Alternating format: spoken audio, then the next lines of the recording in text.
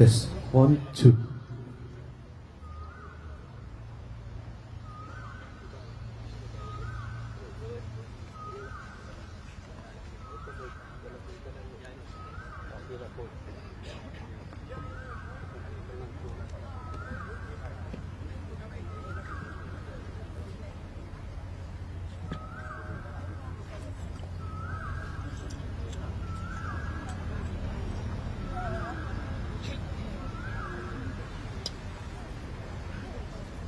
Okay, a very welcome. Thank you for coming down to Bukit View Secondary School for our first Red Dot United rally for Jurong East-Bukit Batok GRC. Okay, for all the residents here, maybe you can gather a little bit. Not to wait. We just pray that the rain or shine will still be here serving you. So let me welcome the candidates from RDU.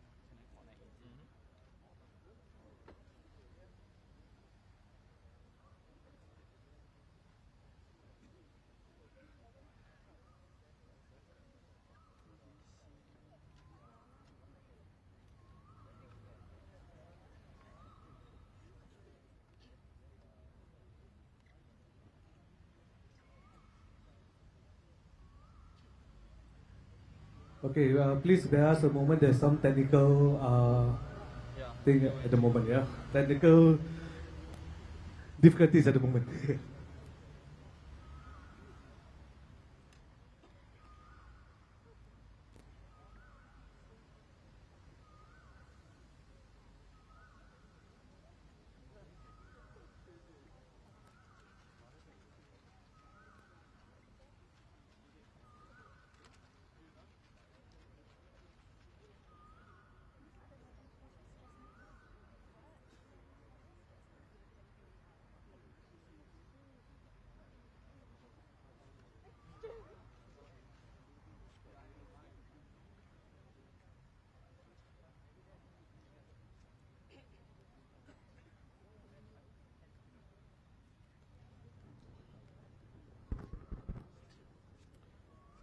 Okay, check 1, 2. Okay, once again, a very good evening to all the residents, friends, family members, and also the electorates of Jurong East-Bukit Batok GRC. Let me just introduce myself. My name is Muhammad Fazli. I'll be your MC for tonight. And we will be also having live streaming over the internet. And there is also a sign language available for today. Okay, without further ado, let me just kick off the Red Dot United first rally. And let us welcome our Secretary General of Red Dot United, Mr. Ravi Philaman.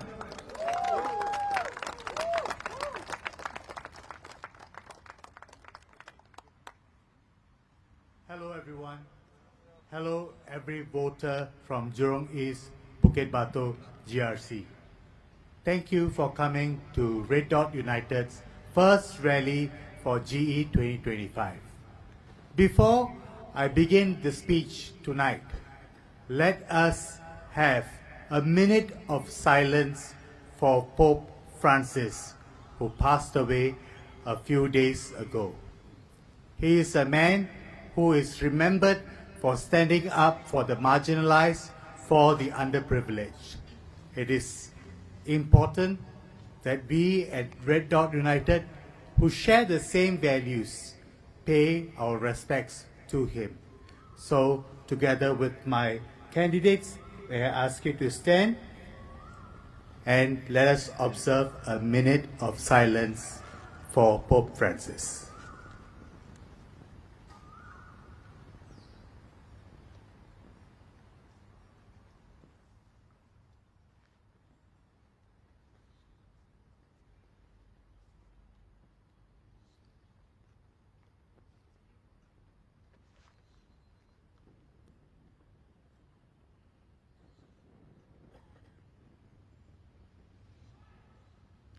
Thank you. Thank you very much. As we were coming here, we got an advisory from the police that it was raining. They said that the rally would still go on, you would still be able to make all your speeches, but that there was a lightning risk.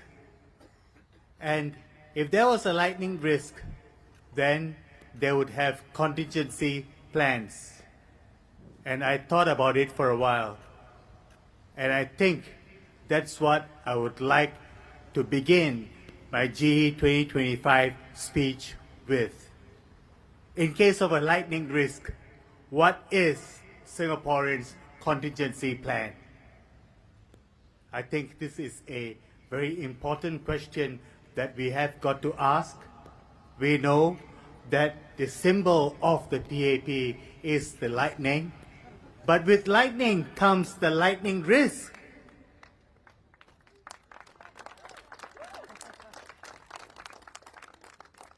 In case of the lightning risk, what is your contingency plan? I think it is an important question that Singaporeans need to ask. I think it's nothing new when I say that we should not give the PAP a blank check. The Prime Minister, Mr. Lawrence Wong, in speaking to us a few days ago, maybe it was yesterday, he said, well, we should not call him Prime Minister yet, right? Because he is yet to earn his stripes as the Prime Minister. This is his first election, and he needs to earn his stripes to be called the Prime Minister of Singapore, and I wish him all the best. But as he's going to try very hard to earn his stripes, he said that just like we cannot give the opposition, just like we cannot give the PAP a blank check, we cannot give the opposition a free pass. I agree. I agree with the Prime Minister. Please don't give the opposition a free pass. This election, it is important to think not what the PAP has for you.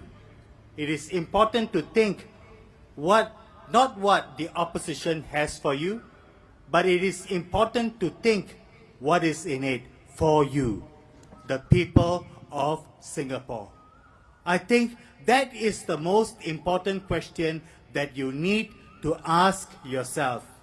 Because when you go to the polls on the 3rd of May, it is never about which party is better. It's never about if the PAP is better. It's never about if the Red Dot United is better. It is always about what is better for the people. And let me tell you what is better for the people. We know that life has not been easy for Singaporeans in the past few years. We know that. We know that a lot of people have been digging deeper and deeper into our pockets. It has never been easy. In our walkabouts, in the different constituencies that we are engaged in, we are engaged in Jurong Central SMC, in Jurong East-Bukit Batok GRC, in Holland Bukit Timah GRC, and in Nee Soon GRC. In all the constituencies that we are engaged in, there is one common thing that we hear, and that thing is people are feeling the pain in their pockets. Regardless of if you come from the bottom 20% of households, or if you are the middle income households, Or if you feel that you are slightly richer, we all feel that in the past 5 years, we have gotten a little bit poorer. And I think that's what this contest is about. When we look at the world that is around us, we see that it is changing. We see that there is a competition for power among the big powers. We see that the rules of trade, it is changing. And Singapore will be affected by all these changes that are coming in. But how do we stand strong against these changes that are going to come in? It is never going to be because you have one power or one voice in Singapore listening to all these threats. The only way we can stand up to all these threats that are coming in is to make sure that we are united as one people, regardless of race, language, or religion. That is the only way we can stand up to all these threats that are coming in from many parts of this world. To stand as one united people, we have to make sure that all the voices are heard, even the smallest ones. We have to make sure that we incorporate all the voices into the narrative that we have for this country. We have to make sure that even the littlest ones, it counts. So that is where we are concerned about. I think it is never easy to come to put yourselves up in a general election. You know there is a risk factor when you stand up against the powers that may be. Sometimes it's perceived, sometimes it's real, but all of us, the 15 of us here who have put ourselves here, they have done so because we feel that it is important to stand up for our people. Can I ask you to give a clap for the candidates who have, of Red Dot United who have put themselves up here? They are motivated by nothing else but by their conviction of what they feel is good for Singapore, of what they feel is good for the people. And we feel that Singapore has become largely a very unequal society. In our walkabouts, people do tell us that they feel like second-class citizens in their own homes, in their own country. We are not calling for Singapore to be closed. We are not calling for Singapore to have no more foreigners. No, that's not our call at all. We are asking that the privilege of citizens be accentuated or be increased. That's what we are calling for. We should not be feeling like second-class citizens in our own country, the only country that we have. For many of us, we have nowhere else to go. And that is what worries us. While those that are super rich, while the billionaire class, they live in freehold homes, they zip down our roads in their luxury cars, they pass down their wealth to their generations, we have to worry about our 99-year HDB flats becoming $0 at the end of the lease period. It's true. Lawrence Wong said it, that the flats of your value will be $0 at the end of 99 years. Why has it got to be so? Why can't we have SIRS for all? Why can't SIRS be selective? I think these are important questions to ask. We know that in the next 10 years, around the world, there will be 1.2 billion people, workers who will come into the workforce, but there will only be 400,000 jobs available. Singapore, being an open, globalized city, cannot escape from this onslaught on the opportunities that will be available. which means that Singaporeans will be affected by this sea change that is coming around the world because we are an open, globalized city. How are we going to protect our workers?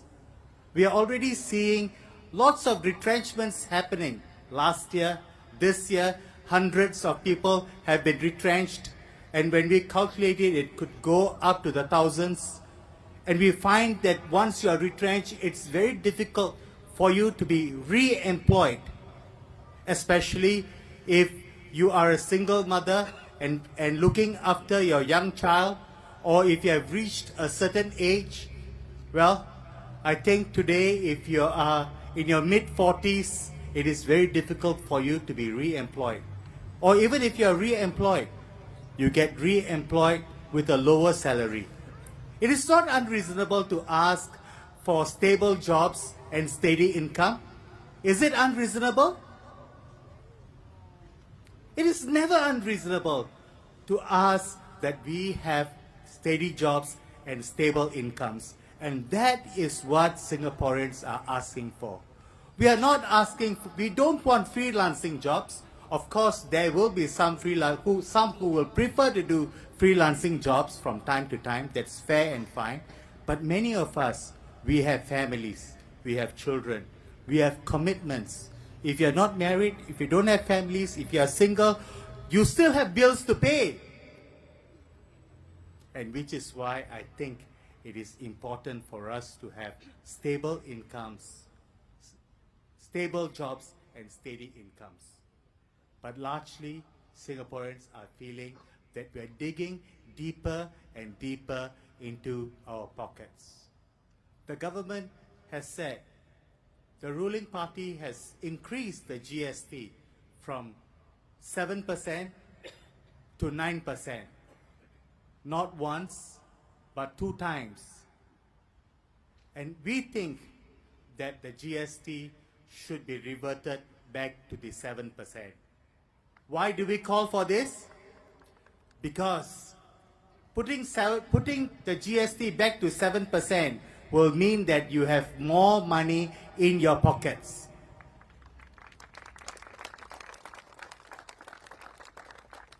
We want to make sure that Singaporeans have more money in their pockets. A few days ago, the ruling party and the government said that, well, we have the GST cash. Let me tell you that you get the GST cash 2 times a year, but you pay GST every day.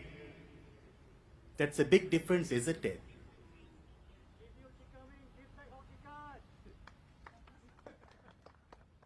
Our friend there said it. In case you didn't hear it. Give chicken wing and take back the whole chicken. Nothing new. This has been said at different times, even in different election seasons. But it is a time. That is the perception that many Singaporeans have. And I think it's time to correct some of these perceptions. It is always about you. This election is about the people. This election is not about Red Dot United. This election is about the people. So when you go to the polling booths on the 3rd of May, please remember that. It is about your children. It is about your grandchildren. They will be here long after you are gone. And that is an important decision, an important consideration that you have to make. Is the PAP the kind of party that will put your interests first, or has it aligned itself more with the billionaire class? We feel that with the $1 million salaries and with the perks for the GLCs and the MNCs, and allowing our SMEs and our micro businesses to suffer, they have aligned themselves more with the billionaire class. And that is why our slogan is Singaporeans have to be first-class citizens in their own country, in their own homes. Don't you agree?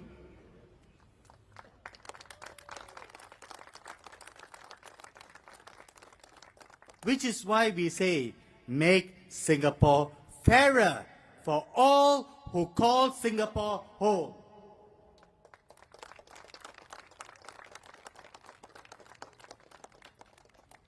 So I say, vote for Red Dot United, secure your future, make sure your children have a tomorrow to which they can look forward to.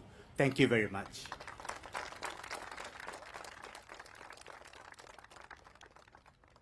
Okay, thank you, Ravi. And now for the next speaker, he is Mr. Pang Heng Chuan. He's a candidate for Nee-Soon GRC. Mr. Pang, please.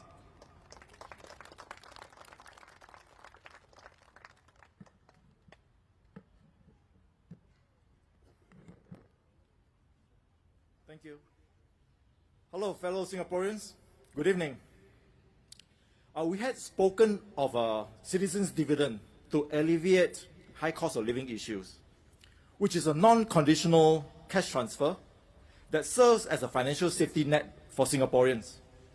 The PAP had asked, how are we going to fund this? I can tell you, there's one way. It is that we can fund this from money that can be saved from government spending wastages. As a company director managing multi-million-dollar budgets at my previous company, Sony and Dell, I've learned one crucial lesson. Every dollar wasted is a dollar stolen from your future. Yet, our government seems to have missed this basic business principle. While I ruthlessly eliminate unnecessary positions in my companies, our ministers are creating jobs that serve no purpose.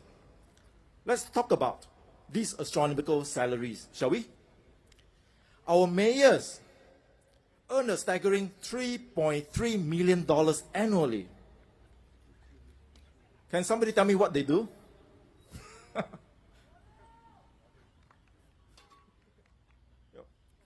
And then meanwhile, we also have senior parliamentary secretaries pocketing $572,000 a year. For what?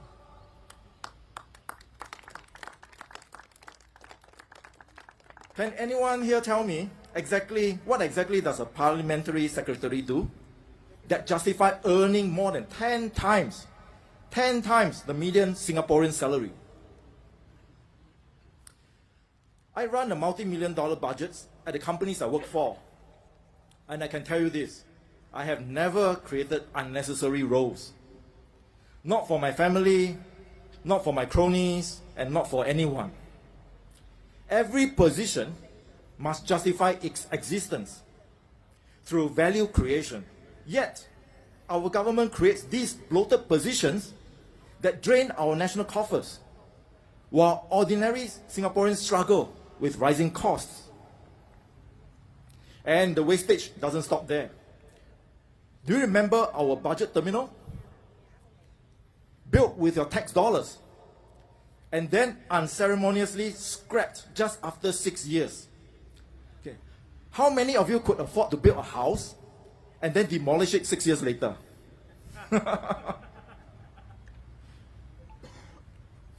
None, right? None of you can. Because, unlike our government, you understand the value of money. Now, they are spending $335 million on a founder's memorial. $335 million. Our founding ministers were frugal people who explicitly said they didn't want any memorials. They would insist on traveling economy class. What would they think of today's ministers chartering private planes at taxpayer expenses? What are we hoping to do with this memorial anyway? Perform Qingming rituals to pray to them? Right. The ministers claim their astronomical salaries aren't connected to Singapore's high costs. That's a lot of nonsense. every dollar wasted on unnecessary positions and monuments is a dollar that could have gone directly to you. And my companies are profitable because I eliminate waste and focus on value. So Singaporeans could be so much more prosperous if we applied the same principles to governance. The choice is clear. Continue with a government that wastes your money on unnecessary positions and monuments, or vote for a future where that money goes directly into your pocket through a citizen's dividend. So the time for change is now. Singapore doesn't need more monuments. It needs a government that respects your money as much as you do. Together, we can end the great Singapore wastage and build a future where prosperity is shared by all, not squandered by a few. Lastly, I want to say, Larry, you have fallen very, very far away from Harry. Thank you.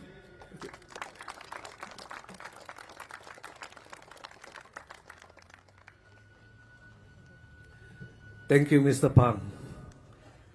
So for the next speaker, it's actually myself. Okay, once again, my name is Muhammad Fadli bin Talib. People know me or call me Fadli Talib, and I'm one of the candidates for Holland Bukit Timah GRC.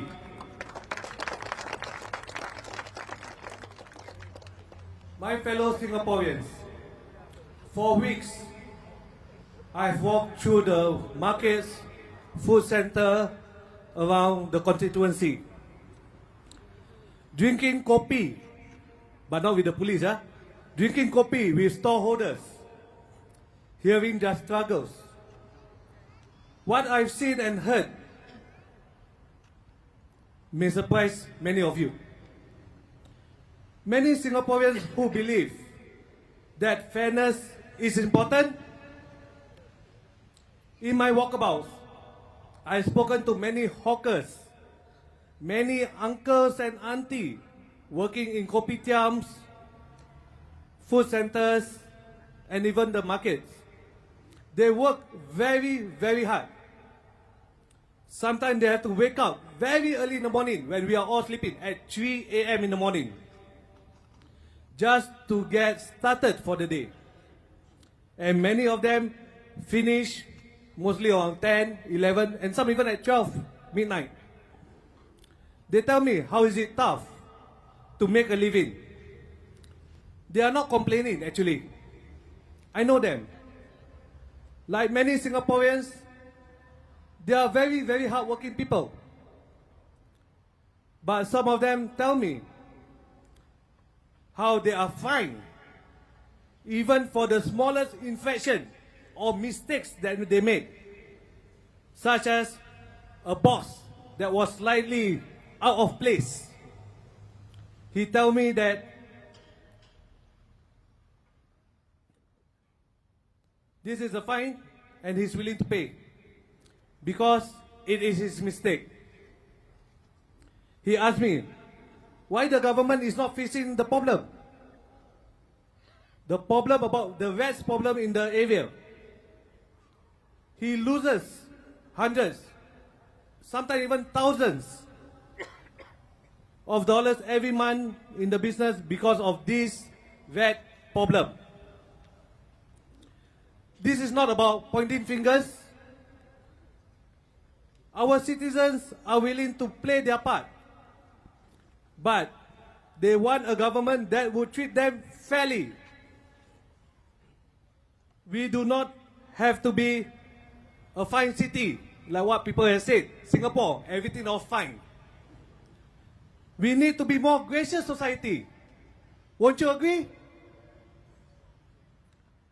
And the tone, the pace can be set by the ruling party is not being transactional at all time. But also, if you are transactional and demand top dollar for everything, then you must deliver. The question to us is, Has the ruling party delivered? Well, the answer may be mixed. Some would say yes, some would say no. I know about that. Maybe it has delivered better result for the big businesses like the GRC, MNCs, than for the small businesses. I used to be a small business owner selling perfumes. It was way in 2020 during COVID period. Time was really hard, so I had to hustle. I started out a small business perfume. I know the struggles. Many of small and medium enterprises and even micro business owners are not asking for handouts. They are asking for hands up. Can we give them a hands up, please? So that is what we at Red Dot United stands for. We need to make the landscape fairer for everyone. The small business owner who runs a small F&B outlet, just like how it is fair to Temasek. So this is what our fight is about. But this is not just RDU fight. This is our fight. So if you go into the polling booth on the 3rd of May, this is what you are voting for. Every vote for RDU is a vote for yourself. A vote to make Singapore fairer. A vote for your children and your grandchildren. So vote for RDU. Undilah RDU. Thank you. Next, let me just introduce the next candidate, which will be Dr. David Fu, who is a Nisun GRC candidate. Dr. David, please.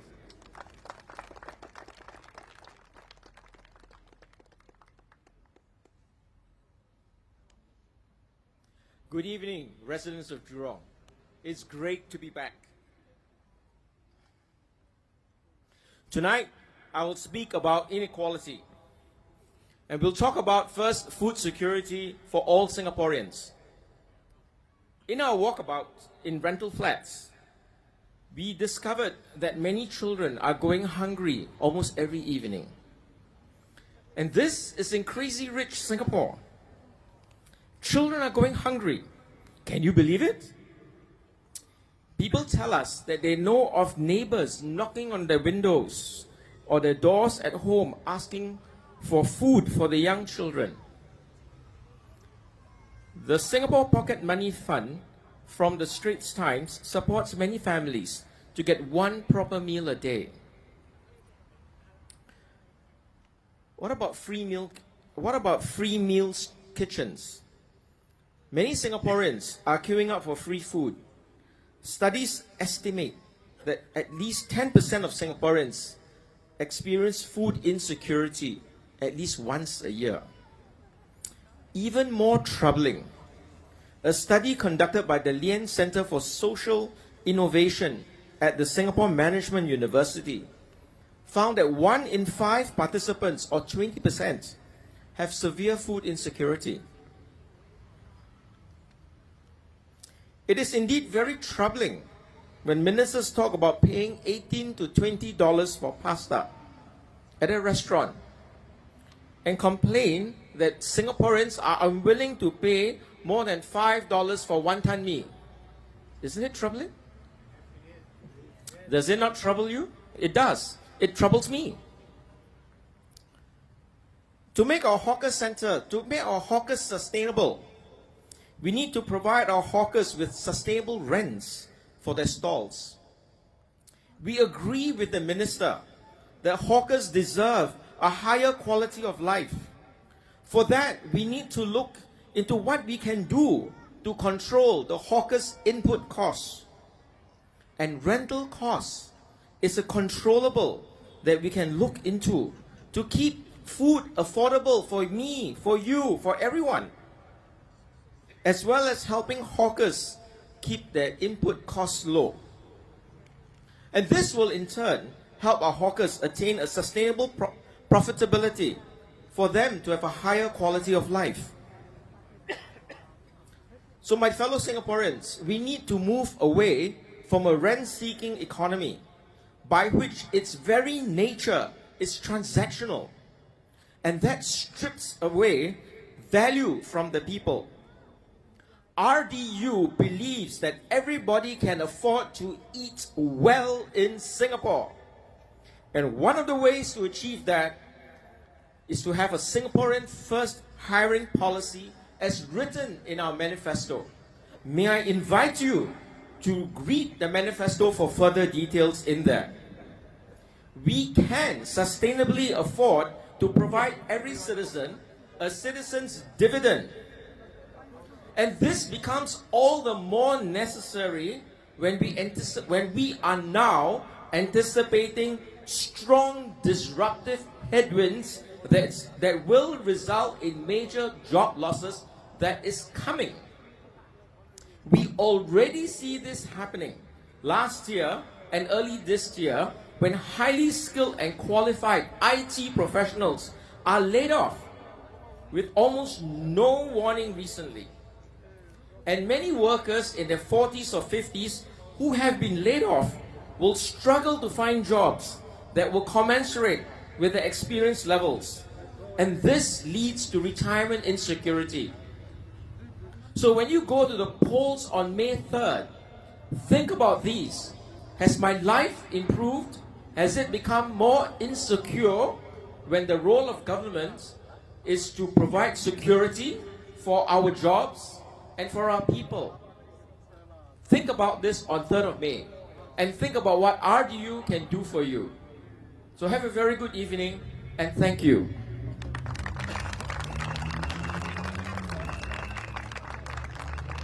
Okay, thank you, Dr. David Fu. Next, we introduce Mr. Sharat Kumar, candidate for Holland Bukit Timah GRC. Mr. Sharat, please.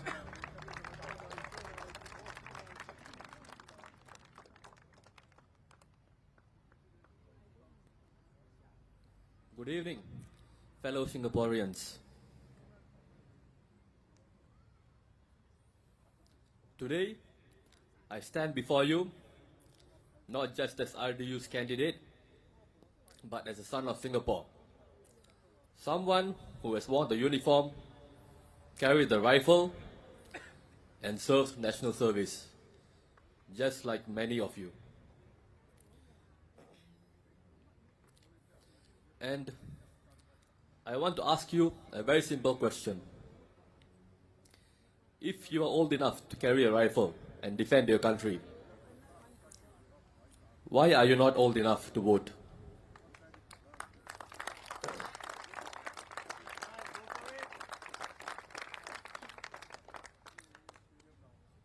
Does that make sense to you? Every year, thousands of 18-year-olds in our country become soldiers. We train them, discipline them, expect them to defend our nation if anything happens. But when it comes to voting, some people say they are too young, what do they know? They are not mature enough. If they are not mature enough, then why give them a weapon? Why send them to defend Singapore?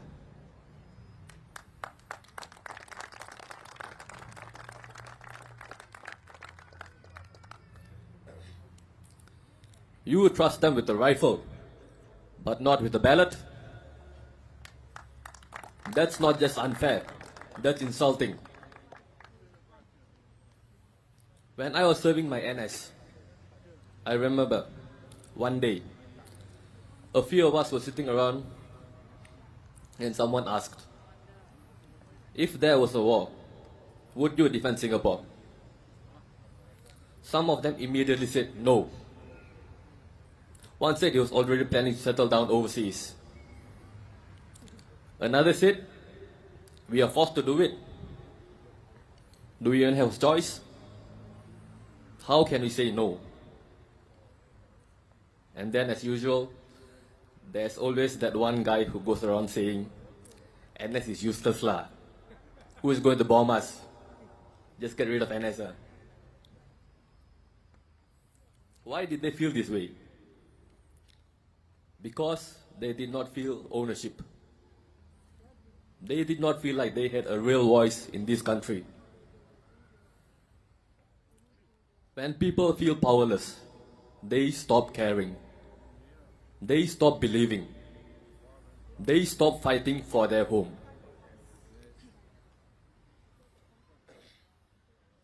Giving 18-year-olds the right to vote gives them responsibility. It gives them the reason to defend this country, a reason to protect their rights, a reason to protect their say in this society. It tells them, you matter, you have a stake, this country is yours to build, to defend, to love. What's puzzling to them is how new citizens can skip all of that. They come in, take the passport, take the benefits, but they do not serve. Is that fair? No. Service is what makes us one people, not just a piece of paper.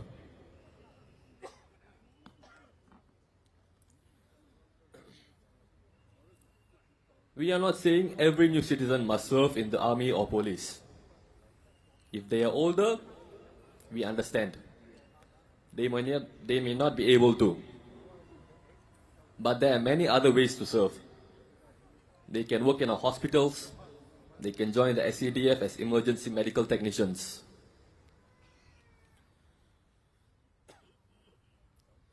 National service is not just about fighting. It is about contributing.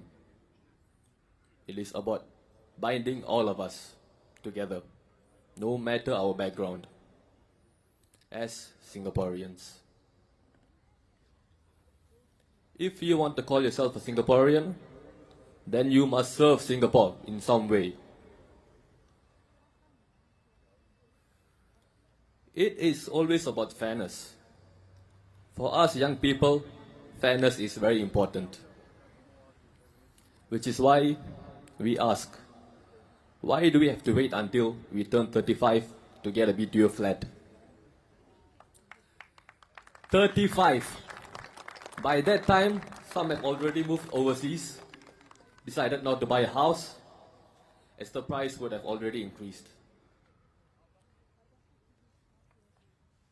If you are 28, 29, or 30, working hard, saving your money, why should you not have yet the opportunity to rent or own a place of your own? Young people shouldn't have to wait for permission to start their lives. They need support. They need options. They need hope. This is why Red Dot United is proposing the rent-to-own scheme. You rent a flat now, and the rent goes towards eventually owning it. It is like paying in installments for your future. Young people should not be punished just because they want to live independently or start building their life earlier. We must give them dignity. We must give them that opportunity. Singapore must be a place, if you work hard, you can stand tall. Where no one is made to feel small, where every Singaporean, young or old, new or born here, has a home and a voice they can truly call their own. So, my fellow Singaporeans, at Red Dot United, we believe in fairness.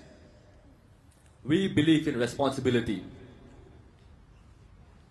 And we believe in giving every Singaporean, whether young or old, whether born here or new, a real chance to build a life here.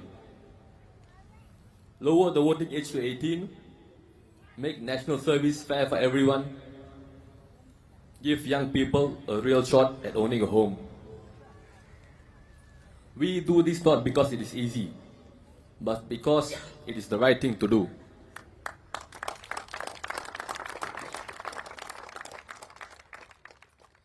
I used to think that politics is not important, but not anymore. Because I have learned that politics is about how I live my life, how you live your lives, what is important to you. So when you vote for RDU, you vote for yourself too. And that is why I ask you, vote for Red Dot United.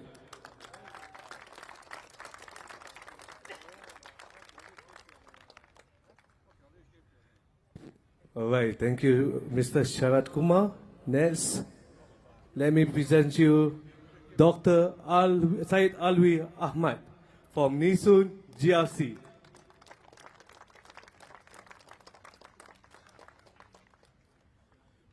Good evening, ladies and gentlemen.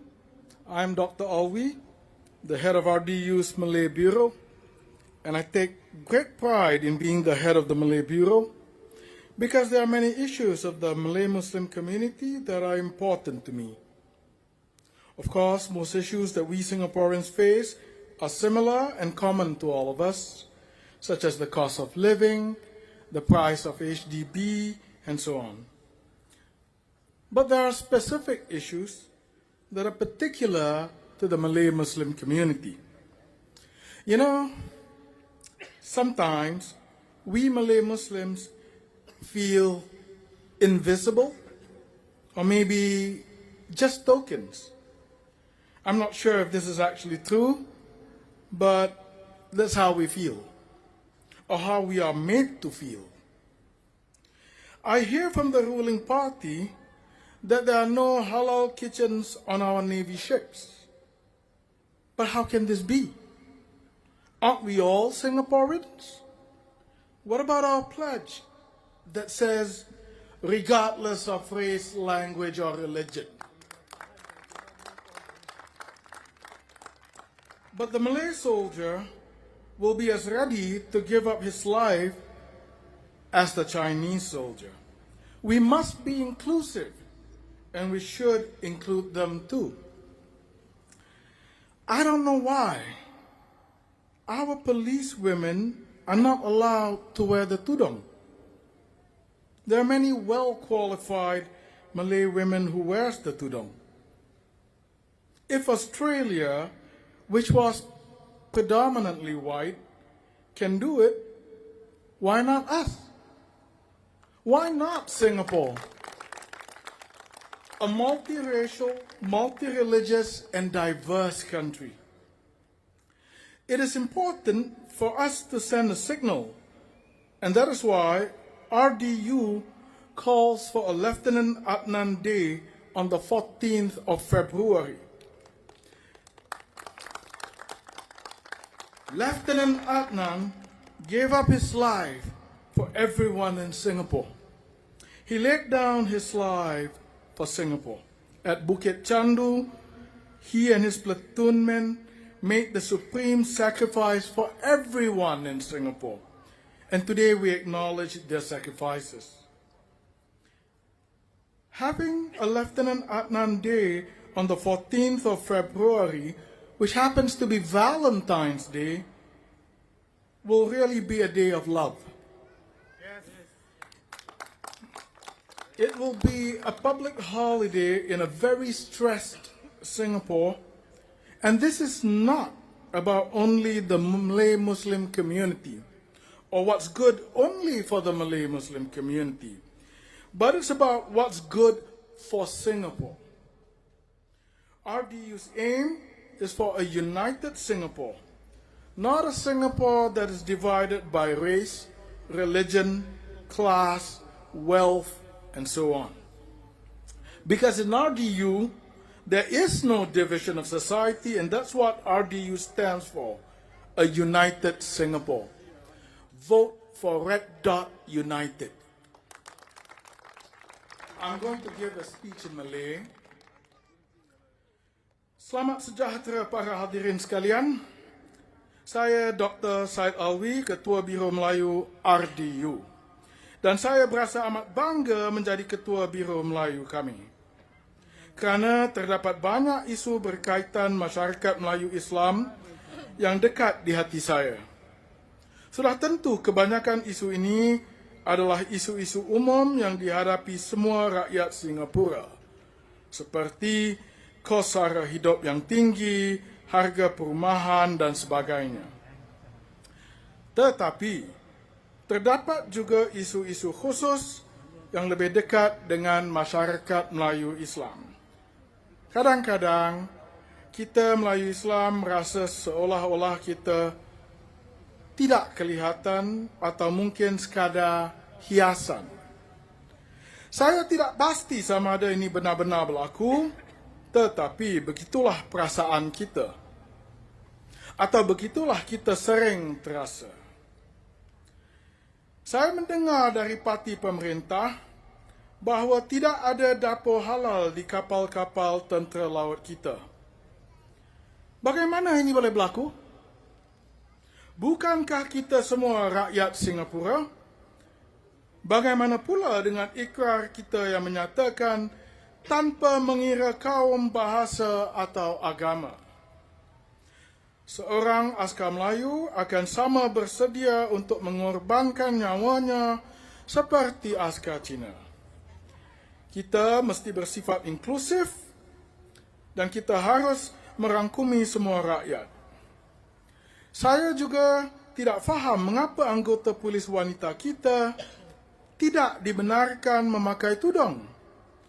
Ramai wanita Melayu yang berkelayakan tinggi dan bertudung. Jika Australia, sebuah negara yang dahulunya majoriti berkulit putih, boleh melakukannya, mengapa tidak kita? Mengapa tidak Singapura?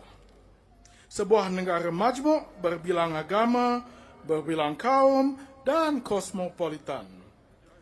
Adalah penting untuk kita memberi satu isyarat, dan itulah sebabnya RDU menyeru agar diadakan Hari Lieutenant Adnan pada 14 Februari.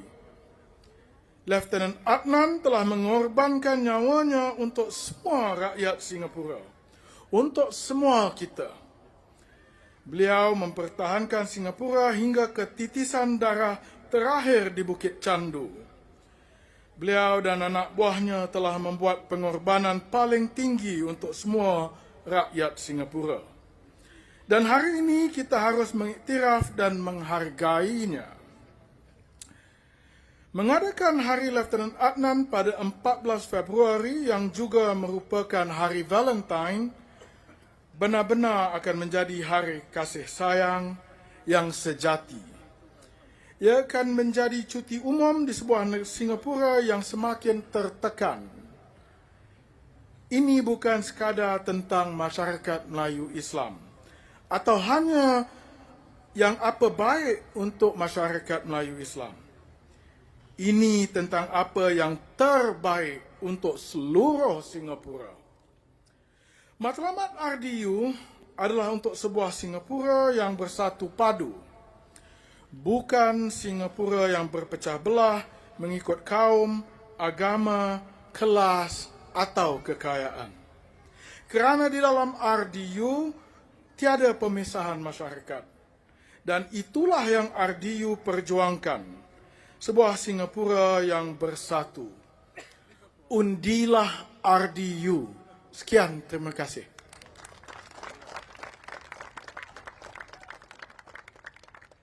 Okay, thank you very much, Dr. Said Alwi. Okay, for all those residents from Jurong East-Bukit Batok, if you want to follow us on Facebook, you can do so. We have all our constituency Facebook up. RDU Holland Bukit Timah, RDU Jurong East Bukit Batok, RDU Jurong Central SMC, as well as RDU Nisun GRC. Okay, now let me just introduce to you the seventh speaker for the night, Miss Sharon Lin, Nisun GRC candidate.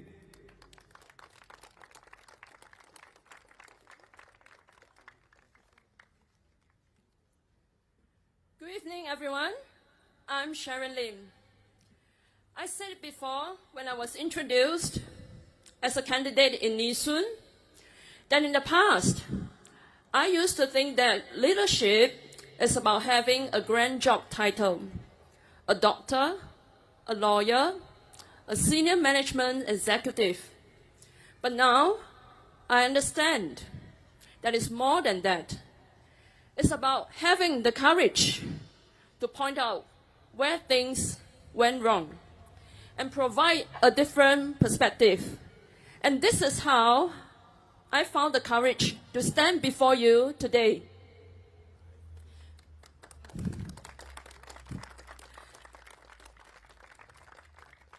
So where have things gone wrong?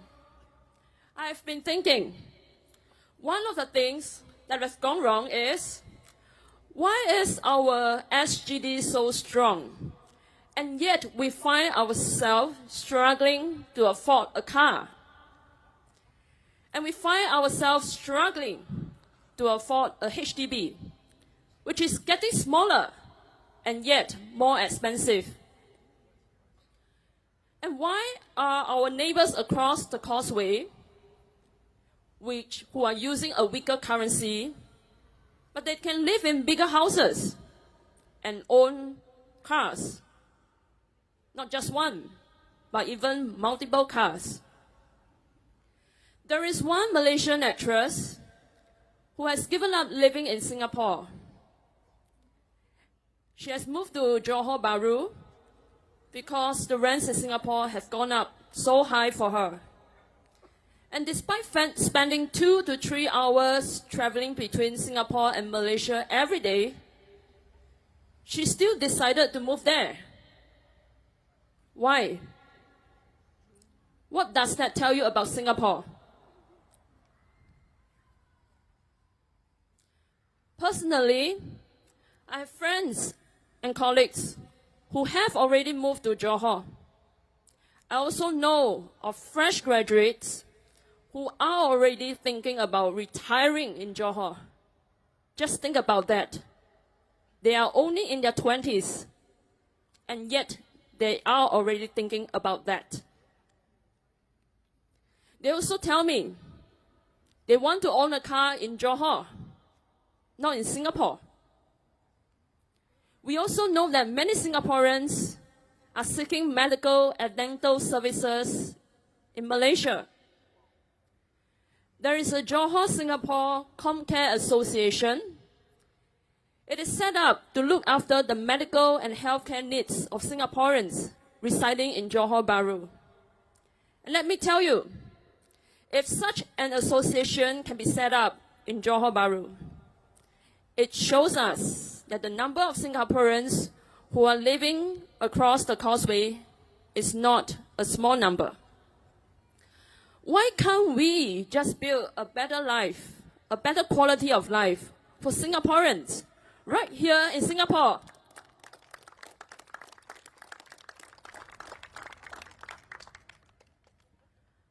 While non-citizens come to Singapore and set up family offices, some of these family officers, they are involved in money laundering activities.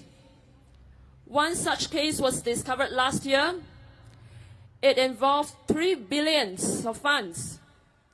And while they have been given tax benefits, what have we Singaporeans been given? We have been given a 9% GST hike. And we are told this doesn't hurt us so much. Is this the kind of society that we want? This is why Red Dot United calls for Singaporeans to be treated as first-class citizens.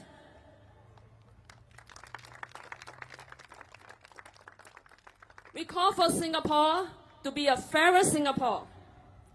Singapore should not just be a playground for the elites and the super rich. Singapore must be able to provide a better quality of life for the majority of Singaporeans of ordinary Singaporeans whose hard work must be respected and must be valued. Vote for Red Dot United. Thank you.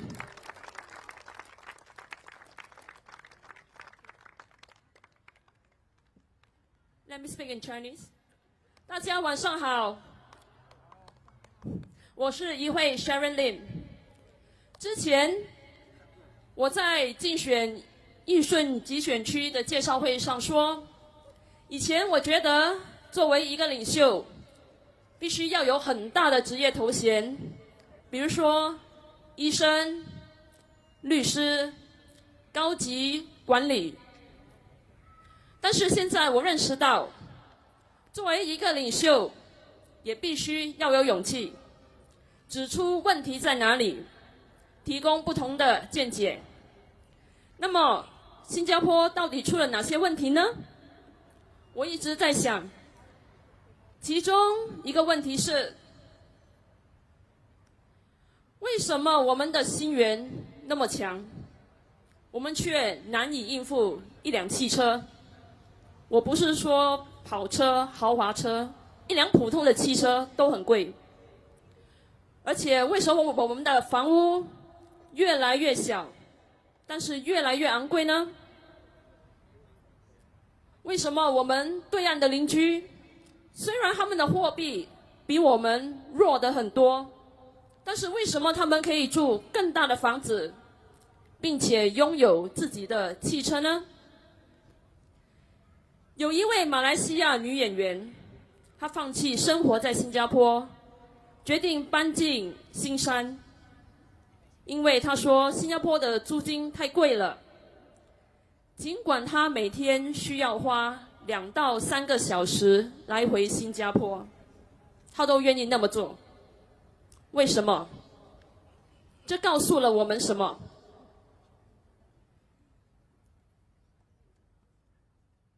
我已经有一些朋友和同事已经搬到柔佛了，我也认识一些刚毕业的年轻人，他们也已经考虑搬到柔佛去退休。大家要想想，他们才仅仅20多岁，但是他们已经这么在想了。他们还告诉我，他们想在柔佛拥有汽车，而不是在新加坡，因为他们负担不起。很多新加坡人也到柔佛去寻求医疗和牙医的服务，更有一个叫柔佛新加坡关怀协会 Johor Singapore Comcare Association， 它的成立是为了照顾在柔佛数百名新加坡人的医疗保健需求。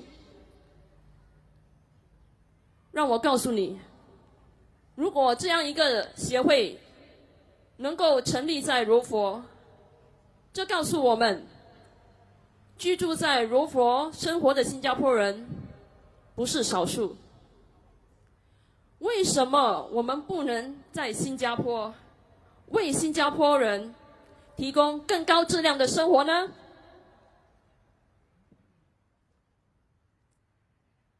许多非公民，他们来到新加坡成立家族办公室，其中一些家族办公室还涉及洗钱活动。去年有一个案例，涉及的款项超过30亿元。我们的政策还给了他们税收优惠，但是政府却给新加坡人什么优惠呢？什么优惠都没有，只有消费税9%，而且还告诉我们，新加坡这样做其实对我们的伤害没有多大。这是我们想要的社会吗？我们红点同心党强调的是呼吁新加坡必须被视为第一等公民。我们呼吁新加坡要成为一个更平等的新加坡。新加坡不应该只是精英和超级富豪的游乐场，新加坡必须为普通新加坡人提供高质量的生活。新加坡人努力工作，一定要被受到重视。请为红点同心党投一票，谢谢。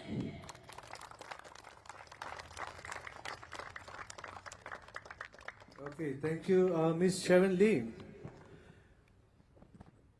Okay, now next, for speaker number 8, we have a strong lady who's standing alone at Jurong Central SMC.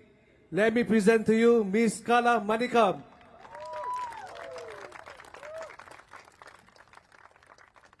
My dear fellow Singaporeans, a very good evening to everyone.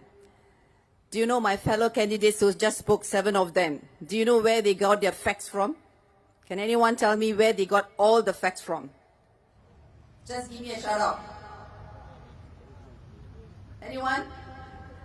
You should give a round of applause to yourself, Singaporeans. All these facts came from none other than we Singaporeans. We Singaporeans are giving us inputs every day, every minute, every second, from WhatsApp to email. Everything, every information is coming from you. All we did is consolidated. And we Singaporeans know every single details. Even the newspaper doesn't know.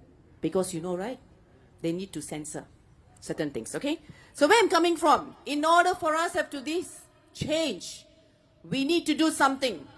And we know change is never easy. We know that this country has been ruled, I use the word ruled, by PAP for the past 60 years. I say the word ruled, I didn't say we are managed. We've been ruled by them, telling us what to be done, to the extent what kind of HDB blocks, what size you need to have, how many kids to produce, what kind of education system you need to go, what kind of income you need to have. We've been told every single thing for the past 60 years. I think Singaporeans, it's time that we need to make that step. How are we going to make? Let me share my own personal experience. I've been an army officer. When I chose to be an army officer, I wanted to serve not only the country.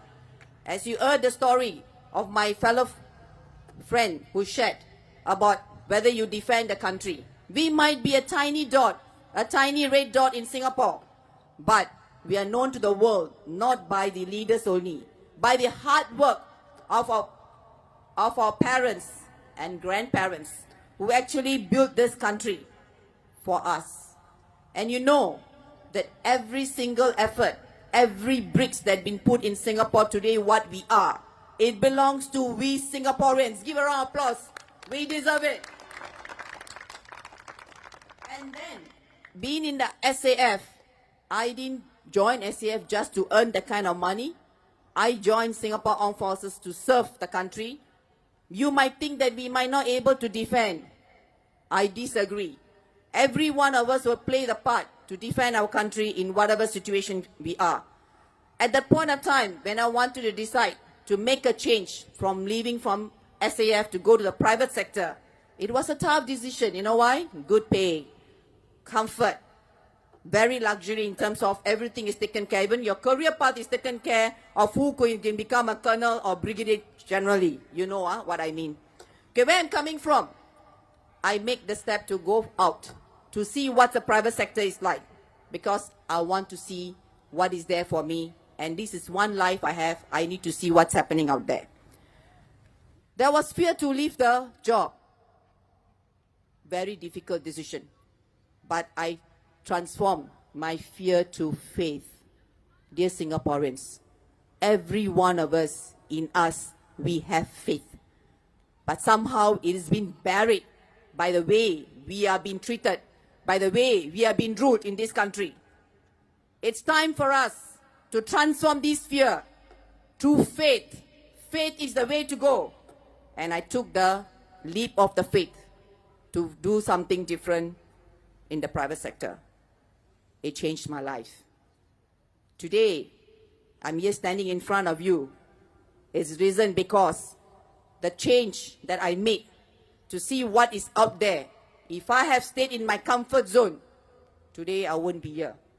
The comfort zone will actually make us feel make us feel that we are comfortable and will not make the change. So where I'm coming from is we need to make the step forward to make the change. You understand what I'm trying to say? Make the change where we need to give ourselves a chance. We are not giving our RDU a chance, but you're giving yourself a chance to make a difference in our country. So where I'm coming from, let's take this opportunity to really listen to your heart and embrace that it's time for us to make the step forward. Well, we'll know. You'll never know whether Pepsi tastes better than Coke unless you taste it. Am I right? The same thing. You'll never know until you try. I won't say the word try, but until you make the effort to change that, give the opposition a chance to be in the parliament. Give us your mandate. So likewise, change is to embrace the opposition in the parliament, and Red Dot United have shown and proven so far that we are doing to bring in a Singaporean which is fairer to everyone and also inclusivity. So why the change is important? We need to do balance and accountability. If we don't do balance and accountability, what happens? Self-check. You know what self-check, right? They mark their own papers. So if you know the recent case of alarm over the full IC Accra released the IC to all the public in the business file system. And our NTUC income almost sold. So we need opposition to speak up. But Singaporeans, you are speaking, but you need a stronger voice in the parliament to speak and continue to speak. You know why? After you make the noise, after you make the sound, or after making your expression, they will take from this year and give out. It goes through. But when you have an opposition in the parliament, they will continue to ask questions, and you will continue to do that.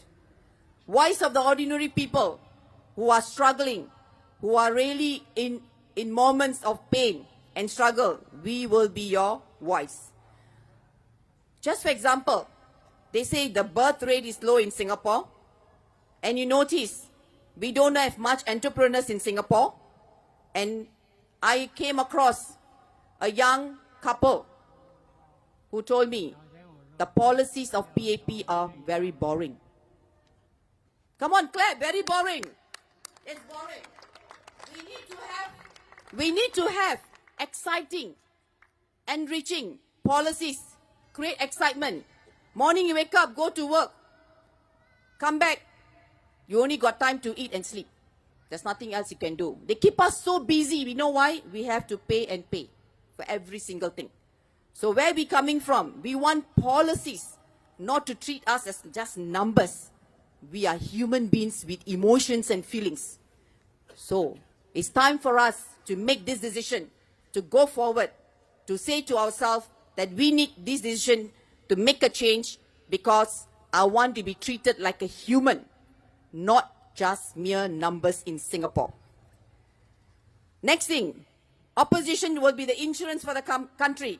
You need to back up. We all buy insurance for our medical. We buy insurance for our accidental plan. We buy insurance for crisis cover. Did we buy insurance to actually check on the party and PAP? We need to back up in times of crisis. Having opposition is like having insurance. You hope you don't need it, but when problem happens, bad policies, mistakes, there's someone there to speak for you in the parliament and bring up every single thing so that we will do the best for you. Lastly, I want to say something. We need to prepare for the future. Like our Mr. Lawrence, so-called Larry, right? Okay. Said in his speech, okay, he actually said they actually bringing in 32 new candidates who parachuted in from public services, who could be forming the 5G for them. Good. Well done.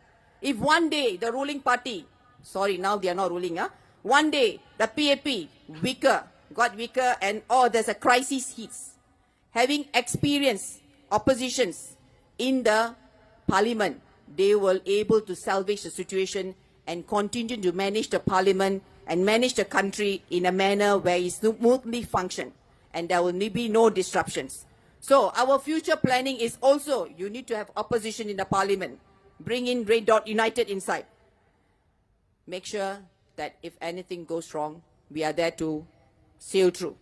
We will not let the ship sink. Singaporeans, on a softer note, I want to say this. I feel the pain and the struggles and the fading hope of every Singaporean. The hope that one day we want to rise above of what we are today. We are kind of living a life with miserably suffering every day where there's no peace of mind. You know what I mean. I need not share with you in details. Every election, there is a search for high hopes. We are lifted like a balloons, soaring up into the sky. But little do we realize, slowly, quietly, the air is sucked out by PAP. They sucked out by every single thing. Job, high cost of living, stressful education system, and on I can go on, which you all know better than me. Eventually the balloons will fall back down, and with them come down deep hurt, disappointment, and even more struggles. My dear Singaporeans, enough is enough. As an educator, there are many nights I went back and cried. I felt helpless when I see my participants, the pain they go through and the pain they share.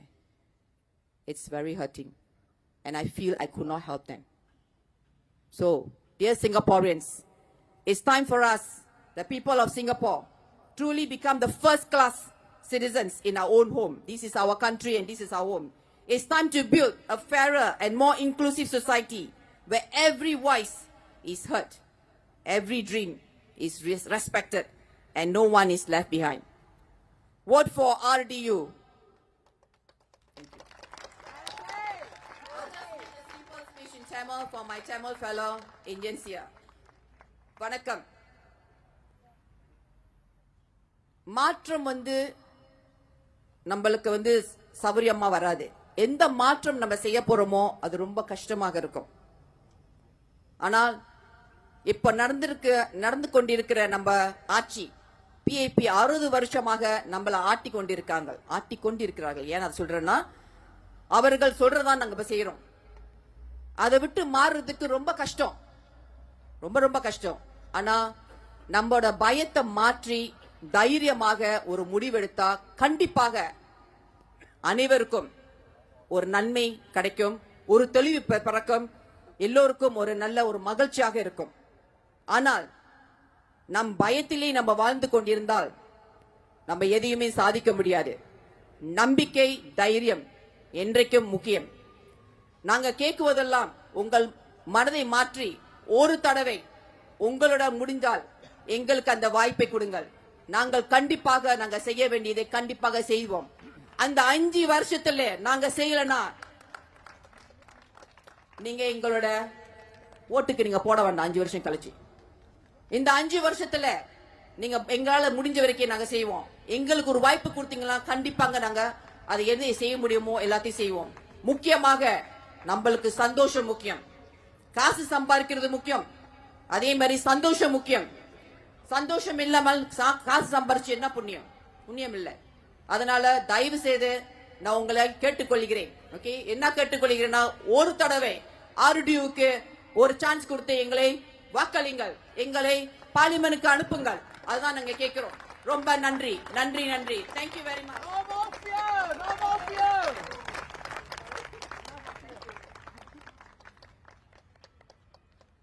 Wow, that was a feisty one. Okay, to all fellow Singaporeans who attend to this rally, just to let you know, we do have donation boxes that will be held by our volunteers by the exit. Do feel free to donate us generously so that we can continue this fight. this fight is not just for Audi alone, like what I mentioned earlier. This fight is for you, for your children, and for your grandchildren. Please do donate us generously. Next, let me introduce my fellow comrades for Holland Bukit Timah GRC, Miss Emily Wu.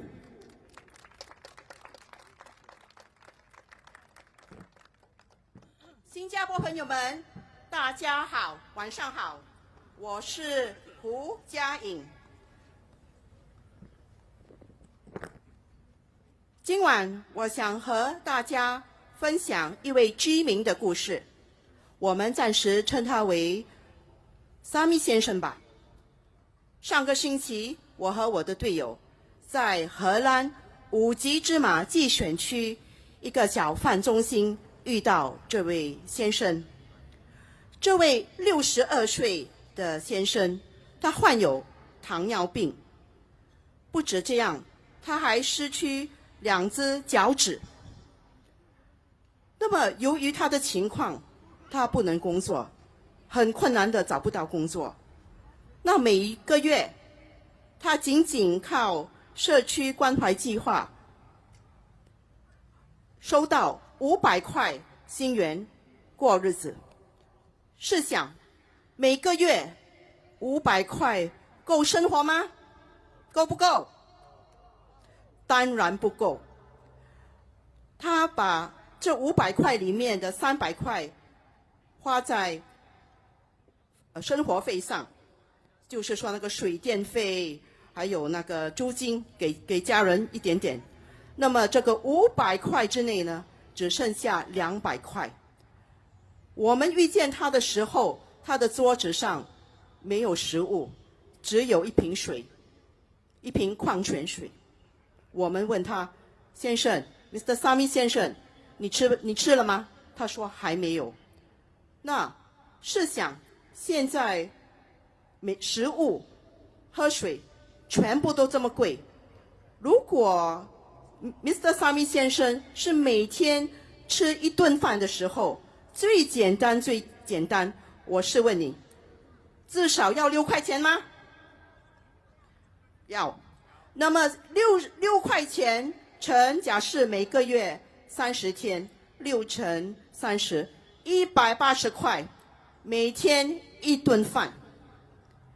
对一个62岁的老先生，对现在属于 Majula Generation 的建国、立国那些更乐龄的，如果他们身体上也有残缺，不能工作，这样的生活费，这样的生活过得有尊严吗？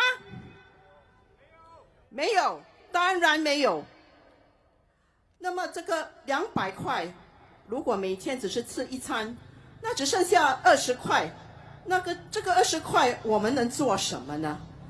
那为什么我一个59岁，我今年要60岁了，我现在还没有过生日，所以59岁。为什么我一个比较年长、乐龄的 auntie 站出来呢？因为当我们年长的时候，年轻人、中年人可能还不大了解，我们比较多腰酸背痛，对吗？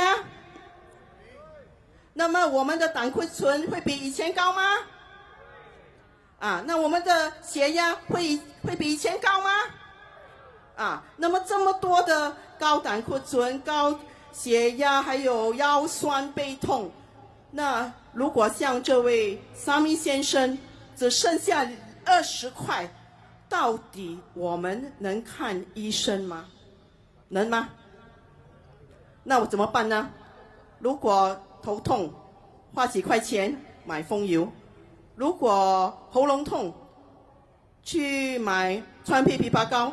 可能这个20块，如果头痛、肚子痛、喉咙痛、咳嗽，我看这个20块也不够。那么怎么办？我们立国一代、建国一胎的新加坡人，他们有没有为新加坡牺牲很多，还有努力很多年？有没有？那么我们应该为他们做出更尊敬。所以到了2030年，在每3个新加坡人之中就有1位超过60岁。红点同心党在2025年竞选宣言，不将老龄化为负担，而是机遇。我们不会把新加坡乐龄人忘记。所以我们的计划，我们红点同心党有一个关怀计划，我们提议以下3点。第一 ，Medifund 把 Medifund 成为真正的安全网，覆盖全体国民。第二 ，Medishield Life 扩大范围，这个扩大的范围包括体检，包括慢性病和心理健康疾病，就是说小病也能看，不要等到病情恶化才能用到这个 Medishield Life。第三 ，Medisave 应是用备用金，而非主要支付手段，就是说，我们要缓解那些家庭不要用太多的这个金钱去付那个医药费，不然他们真的很辛苦。所以大家，我们要尊重立国一代、建国一代，还有现在新加坡也是比较逐渐老化，我们红点同心党要用行动致敬建国一代，我们大家要致敬建国一代、立国一代。投票与红点同心党，给我们一个机会。Vote for Red Dot United， 投票红点同心党，谢谢大家。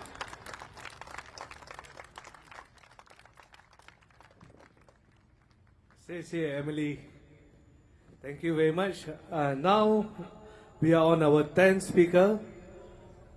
He's what I call a big brother to me, Mr. Nizar Subair from Holland Bukit Timah GRC. Mr. Nizar, please.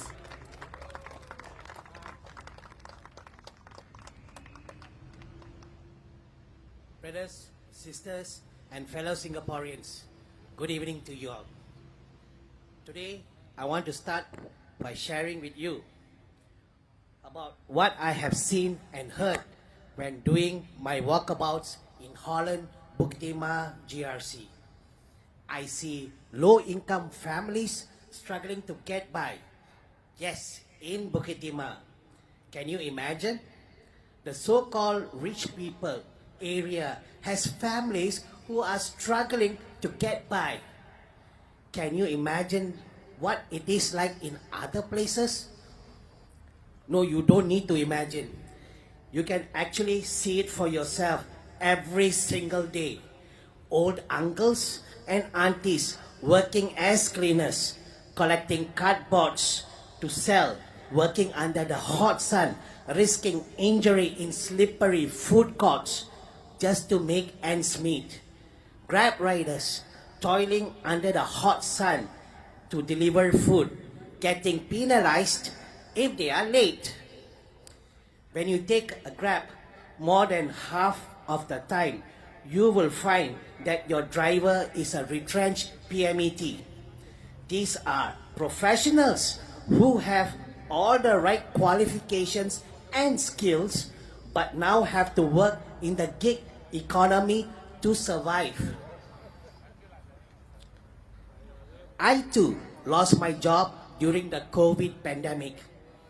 In the prime of my career, just like that, just like so many people I have met during my walkabouts, lost their jobs with no protections, minimum benefits unable to find another job. For me, I managed to bounce back, but I know not everyone could.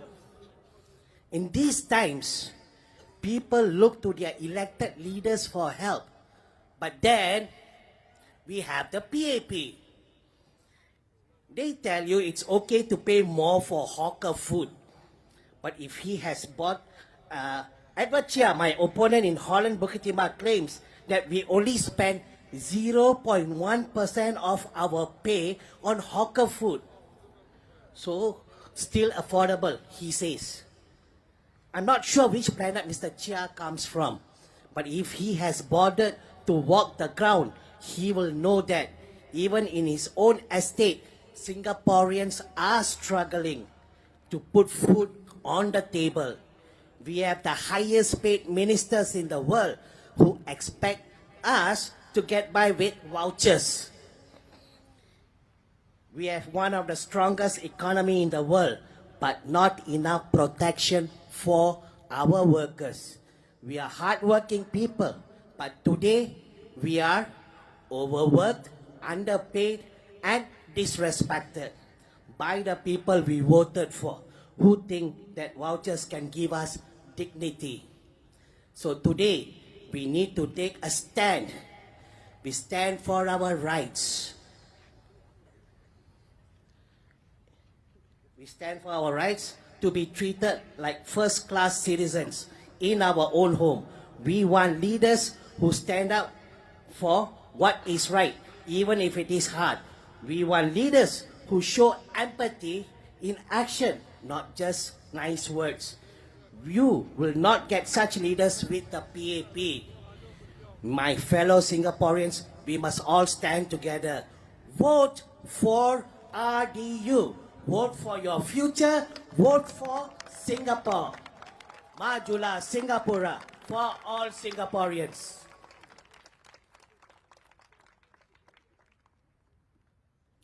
Thank you, Mr. Nizar. So, my fellow Singaporeans, you have heard from all the 10 candidates from RDU, from Nisun GRC, from Holland Bukit Timah GRC, Jurong Central SMC, and now I am honored to present to you the candidates from RDU representing the resident of Jurong East-Bukit Batok. Come on, resident Jurong East-Bukit Batok, you can do better than that.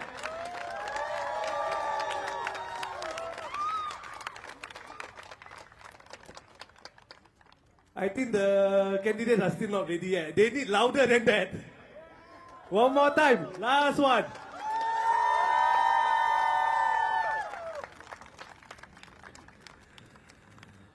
Okay, first candidate from Jurong East-Bukit Batok GRC. Let me present to you Mr. Marcus Neo.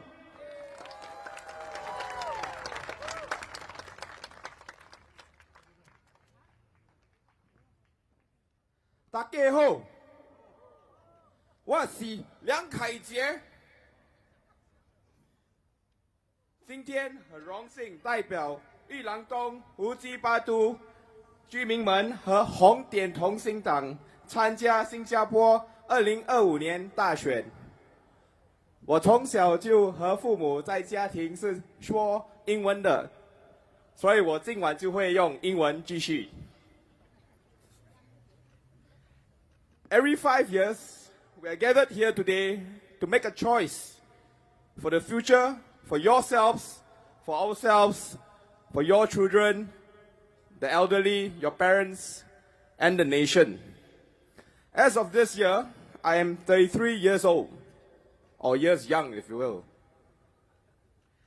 I've been to the voters' booth twice in my life, but as fate would have it, for the third time going to the voters' booth, I am putting my name up for candidacy in opposition politics.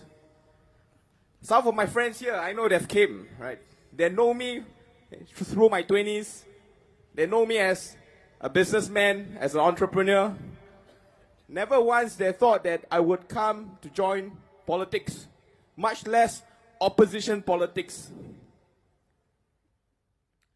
Why I joined opposition politics? Let me tell you why. In the last 5 years, I've observed that there were many legislations pushed through in Parliament without concerning the different voices and segments of society. They may be small, but they are important nonetheless. In Chinese, they call this 一手遮天. So, the issues in this election are clear.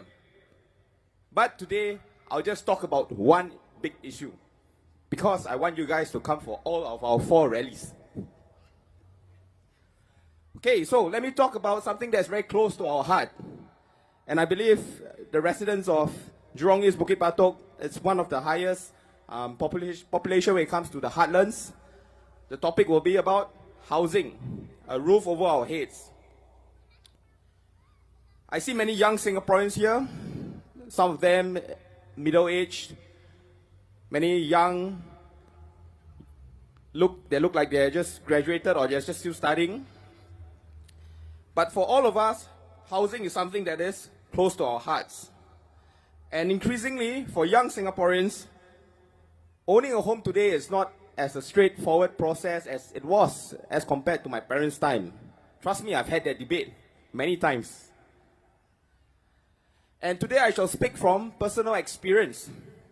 I've went through the BTO system twice last year with my partner. And fortunately or unfortunately, they've both failed. I mean, if I've succeeded, maybe I won't join opposition politics, right? After all, 5 years, MOP, you sell, you make money, you keep quiet. Okay, so in May 2024, the project I applied for was in Tampines, matured estate. Very far from here, I know. And you may say Tampines is a matured estate, right? It's in high demand. Everyone also wants to chiong and get. And that's true. The numbers speak for itself. How many applicants to 1 4 or 5 room flat? Can you guys make a guess? How many applicants for Tampines?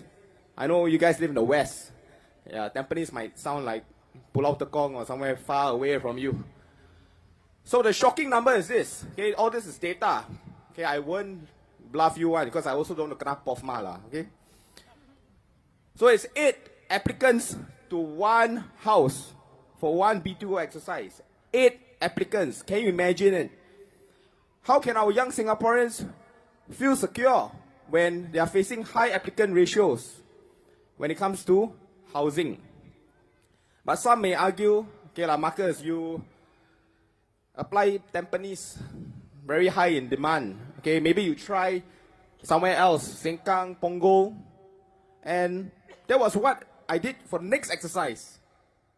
Okay, in the next exercise in July or June, I applied for one in Sengkang. Sure get one lah, right? Some of you may think sure get one, because it's a new estate.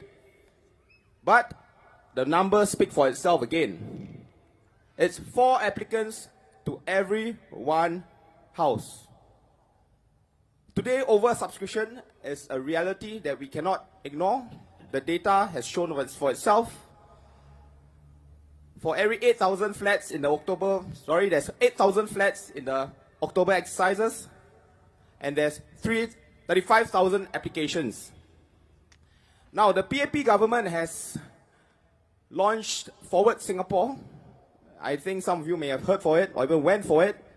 They speak much about national identity, social cohesion, and a Singapore for all. Well, that's good effort, right? You got to give them some props.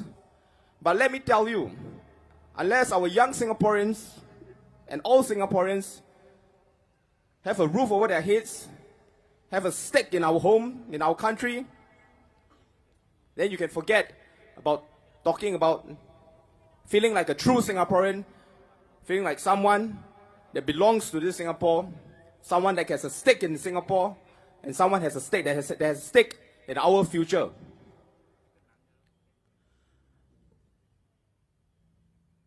The only way to have our young, middle-aged, and old, committed, dedicated, you've heard my colleagues, many young Singaporeans, my peers alike, they've decided to move overseas, or some maybe they think, okay, let's stay in JB, it's cheaper, less stress.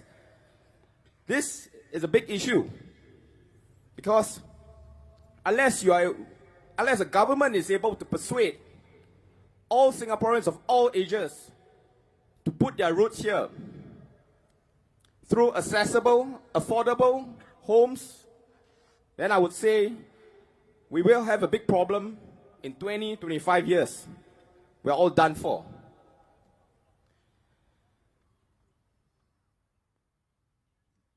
Now, just yesterday or this morning, I was doing my walkabouts in Bukit Batok West Hawker Center. You will be surprised at the feedback, okay? Because when sometimes I speak to my parents' generation, they say like, oh, we've made money from our flats. 300K, 400K, just like that. And this is why we will continue to vote the PAP.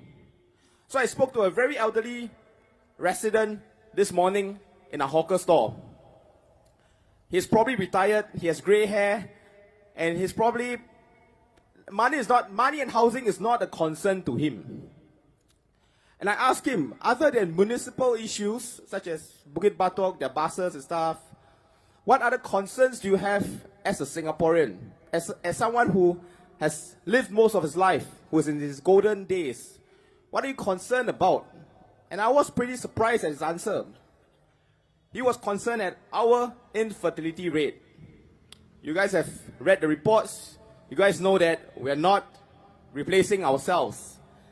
And this issue is very deeply connected with housing policy. I am 33 this year. I failed twice in my BTO. Imagine if I were to get one later on this year, I have to wait 3 more years. When can you expect young Singaporeans to have babies?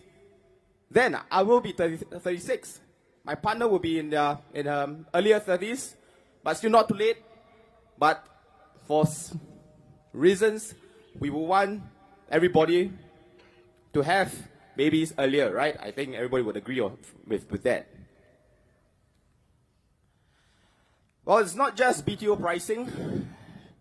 A well-known publisher in Singapore has published that our housing prices is 4.5 to 4.7 times of median income. This is much more than the international standards of 3 times.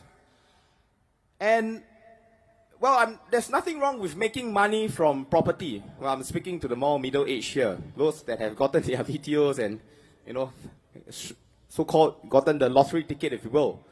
I think everybody here would want to be property huat kueh. I also want, okay? But here's an appeal to perhaps my parents' generation, to the older folks who've made their paper profits or realized profits on resale HDBs. Perhaps it is time to pause and give some reconsideration and ask yourself, where can this eventually lead to? If you want to bring our nation's fertility rate back up, you want to build families that are grounded, rooted here in Singapore, that people that are willing to say, yes, Singapore is my home, then we can't have this musical chairs that's eventually going to tumble one day. We can't have the uncertainty, the long BTO waiting times, and skyrocketing prices. Relooking housing policies is something that RDU and Red Dot United will push for in Parliament if elected. My team and I will make sure that a roof over our heads for all Singaporeans remain affordable and accessible for all. Today, I speak not just for the residents of Jurong East and Bukit Batok, but for all Singaporeans. Well, as you guys have known, the recent tariffs by the Trump administration have shaken us. But the issues Singaporeans face at home have been front and center of our minds even before Trump's second presidency. In repeatedly pointing to geopolitical issues, the PAP seems to have forgotten that there are issues yet to be addressed and resolved here back at home. A high cost of living, job insecurity from an open labour policy, record high resale HDB prices, drastically low fertility rates, population replacement policies that may lead to a frayed social compact, and I could go on and on. Talking about social compact and social cohesion, you guys might have read the news today. Less than 32 hours ago, our government had to step in and deal with some, perhaps, foreign election interference. In today's rising geopolitical issues, there is much at stake. In my opinion, and in RDU's opinion, let's not get the population riled up over age-old issues of race, language, or religion. We should rile up the population over innovative ideas and a vibrant economy and push our young Singaporeans to take more risk.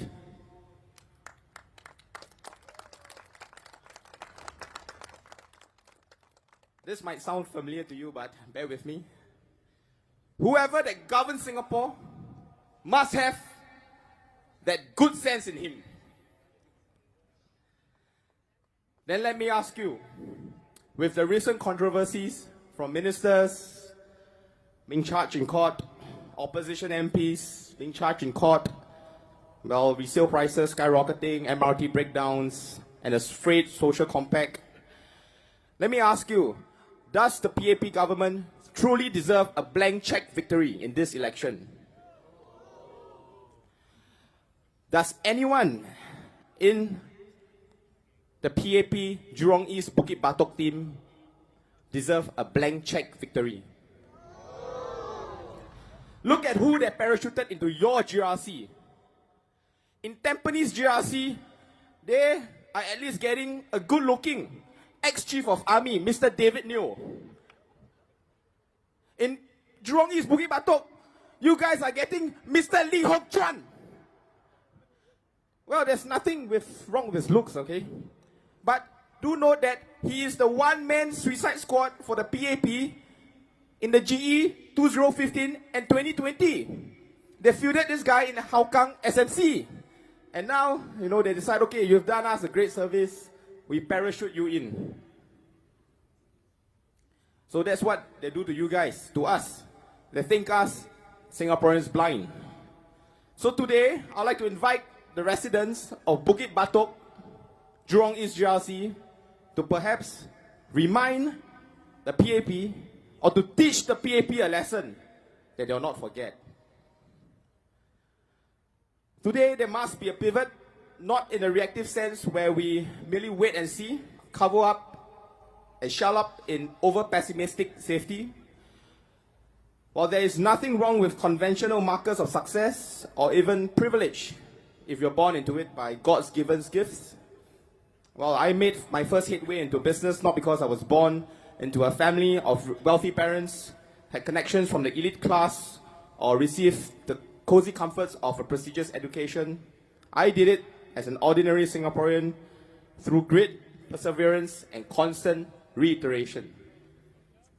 Today I stand before you as the son of a fishmonger, as a son to a mother who worked her way up from an entry-level clerk to a manager. I am an ordinary Singaporean. I know how it feels like to feel like you are going nowhere despite how hard you try. Today, Singapore stands at a pivotal moment. Your future, your family's future, and the future of all Singaporeans isn't just in one person's or one political party's hands.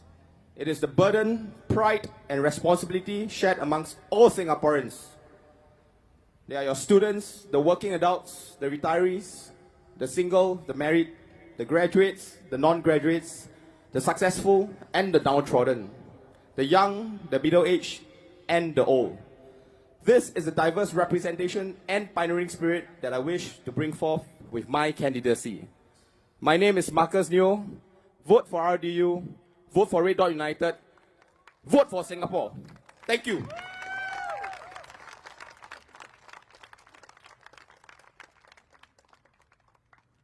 Well, residents of Jurong East-Bukit Batok GRC, you have heard from your first candidate Mr. Marcus Neo. Now let me introduce Mr. Harish Mohanadas.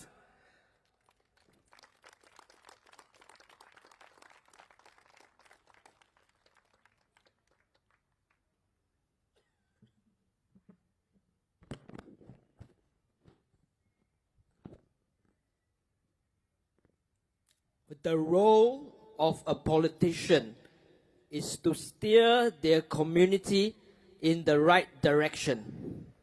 The role of a politician is to steer their community in the right direction. In my introductory address to you, the residents of Jurong East-Bukit Batok GRC, on 5th April 2025, I mentioned that Singaporeans deserve greater control over our lives and our livelihoods.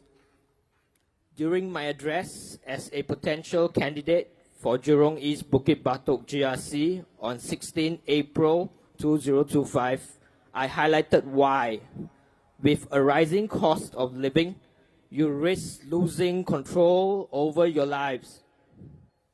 I also highlighted, with unfair competition for jobs, you risk losing control over your livelihoods. From my interactions with constituents of Jurong East-Bukit Batok GRC, I found that many feel a losing sense of control both over their lives and their livelihoods. Even amongst those who currently felt comfortable and in control, most express concern that the lives and livelihoods of their children. What if HDB flats keep on increasing in price? Can my kids be able to afford? This concern was very, very common. I believe that Singaporeans deserve better. We deserve greater control over our lives and our livelihoods. But how do we do this? Let me let you in on the secret. We need to iterate and iterate and iterate and iterate and iterate, and eventually we will get there. Now, notice that I didn't use the word try. We cannot keep on trying. The opposition cannot keep on trying. We need to keep iterating. When you try, you just try. You may fail. Perhaps with some luck, you may succeed. But you do not learn. However, when you iterate, you accept that you will always fail to be perfect. But you also know that you will always be moving closer and closer towards your goals. You get closer and closer towards secure housing. You get closer and closer to equitable healthcare. You get closer and closer to assured prosperity. You get closer and closer to a resilient economy. And you get closer and closer to achieving transparency in governance. Now, you can't do this blindly. When you iterate, you will need to know where you stand currently. You will need to know your goals. You will need clear, honest feedback about both your goals and where you currently stand. And then you will need to work on closing the gap. This is just one cycle. You will need to keep doing this in cycles and cycles until the gap between your goals and where you stand is small enough such that it no longer matters. Then you can take it that you have achieved success. This is the way that you work towards your goals. Those of you who have been successful will recognize this pattern. And those of you who do not yet feel successful can take heart that this is the route to success. But what does this picture miss out? It misses out the fact that you need to survive each iteration. It misses out that you don't have all the time in the world. You need to survive, and you need to keep track of time. However, for the elites, the well-connected, and the super rich, they can keep iterating with little regard for survival. With their wealth, status, and the system in place, they can buy your time and make it work for them. But for you and I, we must make sure that we survive. We must always be cognizant that we don't have infinite time. Thus, we need to be sharply aware when the goals we seek get further and further away from us, or when the effort it takes to close the gap between our goals and the current station in life becomes greater and greater and greater. And that is when we need a new social compact. This is what Red Dot United brings to the table with its proposals. Make no mistake, there will be those who try to distract you with reductionist analogies and try to fool you, but you need to remain steadfast. The question is, are your goals getting further and further away from you?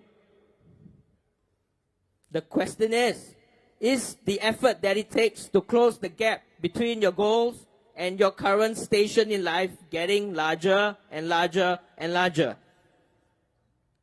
And this, I reiterate again, is when you need a new social compact.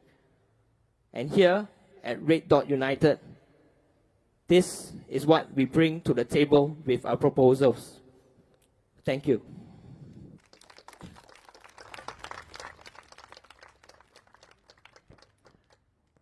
Thank you, Mr. Havish. Okay, your third candidate for Jurong East-Bukit Batok. She is no stranger to Jurong residents themselves. She has contested in 2020 as part of the Jurong GRC team, but sad to say, PAP like to do chop, cut, and replace the constituency. Nevertheless, she's still here, walking with you, listening to you. Let me introduce you, Liana Damira.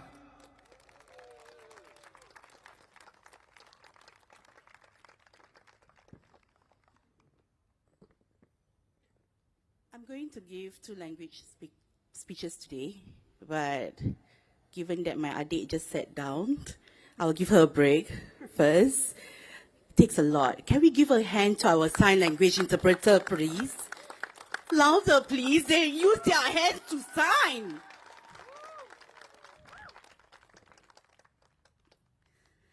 Good evening, everyone. I'm here again. My name is Liana. I am still fulfilling my promises for Jurong GRC. Oh no, now it's a new GRC, Jurong East-Bukit Batok. Now let me begin with a simple but important question. Have your lives improved over the last 5 years?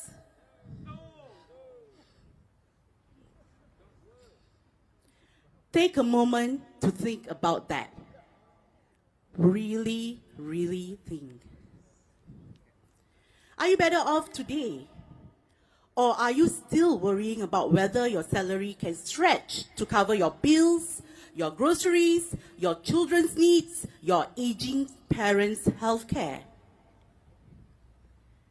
My name is Liana Damira, and I serve as a Central Executive Committee member and the treasurer of Red Dot United.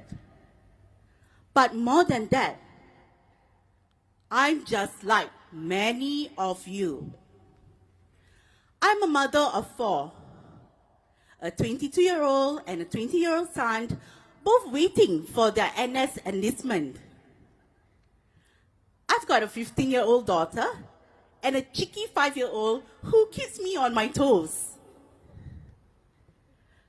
I'm also a wife to a 42-year-old man who drives 12 to 14 hours a day, every single day, just so that we can put food on the table.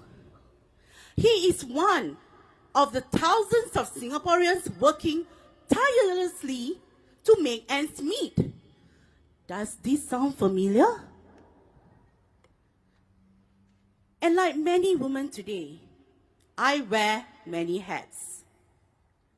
I'm an entrepreneur. I run my own virtual assistance business. I'm also employed full-time as an operations manager in a non-profit organization. Some of you might know my story. Some may even read my book, Homeless, the Untold Story of a Mother's Struggle in Crazy Rich Singapore. It's not fiction. It's not drama. It's real. It's raw. It's what I lived through. I was once homeless. I was once a single mother with 3 children, raising them without support, nor a single cent of maintenance from my deadbeat ex-husband. Just greed, resourcefulness, and determination. I pulled through. My children and I, we moved on. We built a new life. But here's the thing. What I went through 15 years ago is still happening today. And that is what breaks my heart. Just a few days ago, I met a resident who told me they had to cancel their medical appointment. Why?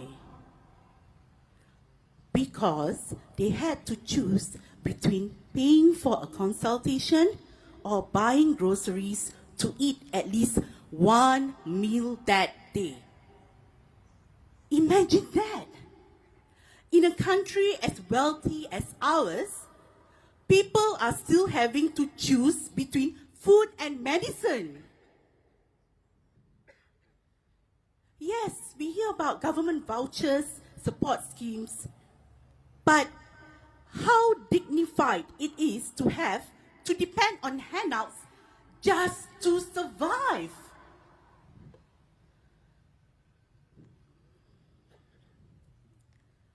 This is not just about policies. It's about people. It's about the lived experiences of our fellow Singaporeans, our neighbors, our families. Now let me share with you about someone I spoke with yesterday. A taxi driver who picked me up on the way to a walkabout in Jurong East-Bukit Batok GRC. He shared his thoughts with honesty and frustration. He said he's from the baby boomer generation, and he remembers a time when politics meant something, when leaders were, in his words, hardcore. When they were visionary, bold, and committed to building a nation. But now, he questions the new BAP leadership. He questions their caliber, their substance, and their ability to lead. He feels they lack foresight, critical thinking, and creative solutions. How many of you feel the same way?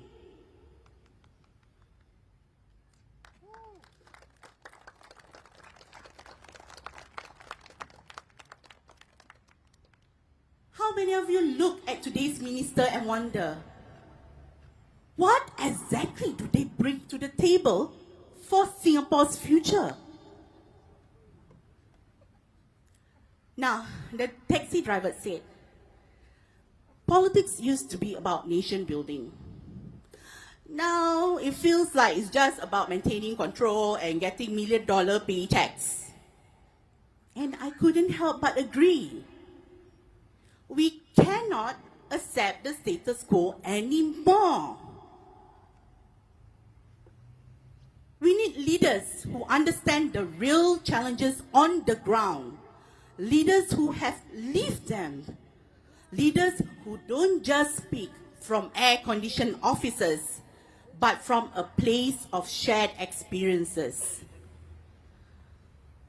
My dear fellow Singaporeans, these are your leaders.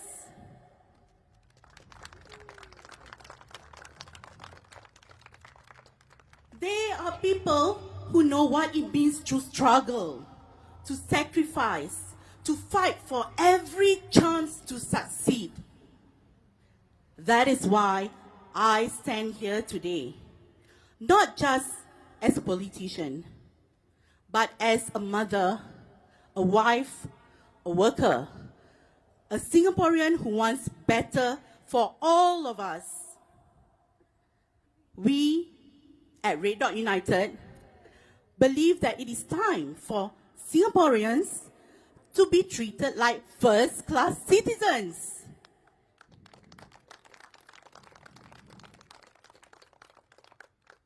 We believe in a fairer Singapore, where policies serve people, not just profits. Where no one is left behind simply because they were born into less. Where dignity is not a privilege, but a right. So I ask you once again, have your lives improved over the last 5 years? If not, then ask yourself, what will the next 5 look like if nothing changes?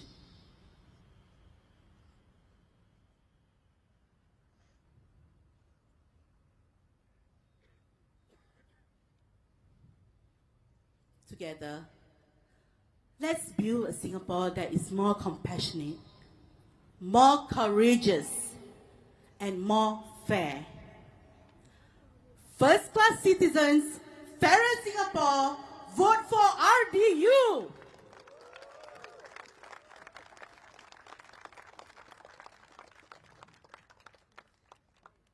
Thank you. I proceed now with my Malay speech. Thank you, Adik. Assalamualaikum warahmatullahi wabarakatuh.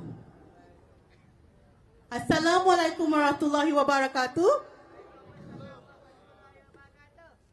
Selamat malam semua. Izinkan saya mulakan dengan satu soalan yang mudah tetapi sangat penting. Adakah kehidupan anda semakin baik dalam 5 tahun yang lalu? Ambil sedikit masa untuk fikirkan dan fikirkan betul-betul. Adakah anda lebih selesa hari ini atau anda masih risau sama ada gaji anda cukup untuk membayar bil, memberi barang dapur, menampung keperluan anak-anak dan juga rawatan kesihatan untuk ibu bapa yang semakin melanjut usia. Nama saya Liana Damira. Saya berkhidmat sebagai ahli jawatankuasa eksekutif pusat dan bendahari bagi parti Red Dot United. Tapi lebih daripada itu, saya adalah seperti anda semua. Saya seorang ibu kepada 4 orang anak, 2 orang anak lelaki berumur 22 dan 20 tahun yang sedang menunggu untuk menjalani perkhidmatan negara. Saya juga mempunyai seorang anak perempuan berumur 15 tahun dan seorang lagi yang berumur 5 tahun yang sangat lincah dan sentiasa menceriakan hati saya. Suami saya berumur 42 tahun yang memandu 12 hingga 14 jam sehari setiap hari semata-mata untuk memastikan ada makanan di atas meja. Dia adalah antara ribuan rakyat Singapura yang bekerja keras untuk menyara hidup. Ada tak antara anda yang juga melalui perkara yang sama? Seperti ramai wanita hari ini, saya memikul pelbagai peranan. Saya seorang usahawan, saya menguruskan perniagaan dan juga bekerja sepenuh masa sebagai pengurus di sebuah organisasi non-profit. Mungkin ada di antara anda yang pernah mendengar kisah saya, mungkin juga ada yang telah membaca buku saya, Homeless, The Untold Story of a Mother's Struggle in Crazy Rich Singapore. Ini bukan cerita rekaan, bukan drama. Ini adalah kisah benar. Ini adalah realiti yang saya lalui sendiri. Saya pernah menjadi ibu tunggal yang membesarkan 3 orang anak tanpa sebarang bantuan kewangan mahupun nafkah daripada bekas suami yang lepas tangan. Apa yang saya ada hanyalah Allah, semangat, kebijaksanaan dan ketabahan. Alhamdulillah, saya dan anak-anak berjaya keluar daripada fasa itu. Kami bina kehidupan baru, tetapi yang menyedihkan, masalah yang saya alami 15 tahun dahulu masih berlaku hari ini. Dan inilah yang benar-benar menghancurkan hati saya. Baru beberapa hari lepas, saya bertemu dengan seorang penduduk yang terpaksa batalkan janji temu pakar perubatan. Kenapa? Kerana dia perlu pilih antara membayar kos rawatan doktor atau membeli barangan dapur supaya sekurang-kurangnya ada satu hidangan untuk dimakannya pada hari itu. Bayangkan, di sebuah negara yang kaya seperti Singapura, masih ada rakyat yang perlu memilih antara makanan dan ubat. Ya, memang ada voucher kerajaan, ada skim bantuan. Tetapi sejauh mana bermaruahnya hidup kita jika kita perlu bergantung kepada bantuan semata-mata untuk bertahan. Semata-mata untuk hidup. Ini bukan hanya soal dasar atau polisi. Ini soal manusia. Soal kehidupan sebenar rakyat kita, jiran kita, keluarga kita. Izinkan saya kongsikan satu lagi kisah. Semalam, saya menaiki teksi untuk ke sesi walkabout di kawasan Jurong East-Bukit Batok GRC. Pemandu teksi itu dengan jujur dan penuh perasaan berkongsi pendapatannya. Dia kata dia dari generasi baby boomer. Katanya dulu politik tu ada makna. Pemimpin dulu, dalam katanya sendirilah kan, hardcore, berwawasan, berani dan benar-benar ingin membina negara. Tapi sekarang, dia persoalkan kepimpinan PAP yang baru. Dia persoalkan kualiti mereka, kebolehan mereka dan keupayaan mereka untuk memimpin. Katanya, mereka kurang daya fikir jarak jauh, kurang pemikiran kritikal dan tiada penyelesaian kreatif. Berapa ramai antara anda yang rasa perkara yang sama? Berapa ramai yang lihat menteri kita hari ini dan tertanya-tanya, apa sebenarnya yang mereka bawa untuk masa depan Singapura? Pemandu teksi itu juga berkata, dulu politik tentang membina negara, tapi sekarang rasa macam hanya tentang kekalkan kuasa dan dapat gaji berjuta-juta sahaja. Dan saya tak dapat nafikan. Saya setuju dengan apa yang beliau katakan. Kita tak boleh terus terima keadaan sekarang ini. Kita perlukan pemimpin yang benar-benar faham cabaran rakyat. Pemimpin yang pernah merasai susah senang itu. yang bukan hanya bercakap dari pejabat berhawa dingin, tetapi dari pengalaman hidup yang sebenar. Saudara dan saudari sekalian, mereka di sini adalah pemimpin anda. Mereka adalah insan yang tahu apa itu berjuang, tahu erti pengorbanan dan tahu betapa sukar untuk berjaya di era ini. Itulah sebabnya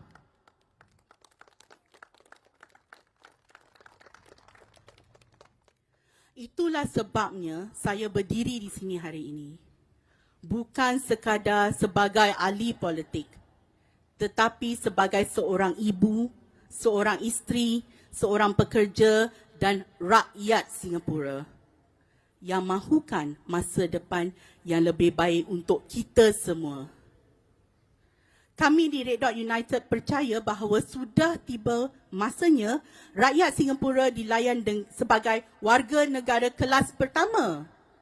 Kami percaya pada sebuah Singapura yang lebih adil, di mana dasar dan polisi memberi manfaat kepada rakyat bukan semata-mata keuntungan, di mana tiada siapa yang ketinggalan hanya kerana mereka dilahirkan dalam keadaan serba kekurangan, di mana maruah hidup bukan satu keistimewaan tetapi sesuatu hak asas.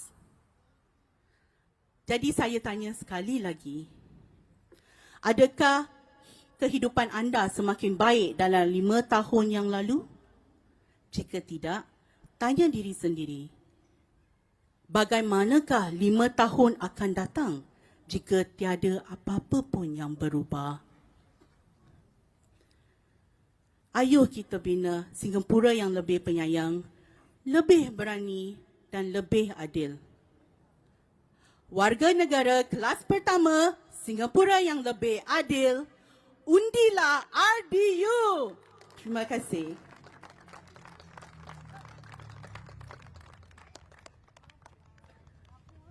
Thank you, Miss Liana Damira. That was really very inspiring. Okay, before we proceed on for the other two candidates in Jurong East-Bukit Batok, may I call for all Singaporeans here, especially in those watching us live over the internet, as well as over here at the rally site in Bukit View Secondary School. You can head down to our website at www.red.united.sg to get to know more about us, to get to know the manifesto that we have presented, as well as our shadow budgets. All these things will not make it happen. Okay, Ravi cannot make this happen without donations from the general public. Your donations to Red Dot United means a lot to us. It's not only about building up the party. This donation is to determine the future for you, your children, and your grandchildren in years to come. Red Dot United will always be here to fight and give each Singaporean a fairer chance in life in Singapore and make sure that our government is accountable for their actions. So I do urge and call for the donations for you with your generosity to donate with us through our website at www.red.united.sg. You can make it by PayNow. And now, without further ado, let me just introduce to you. He's an artist, a freelance artist, a dedicated, passionate guy who loves Singapore. Mr. Ben Pua.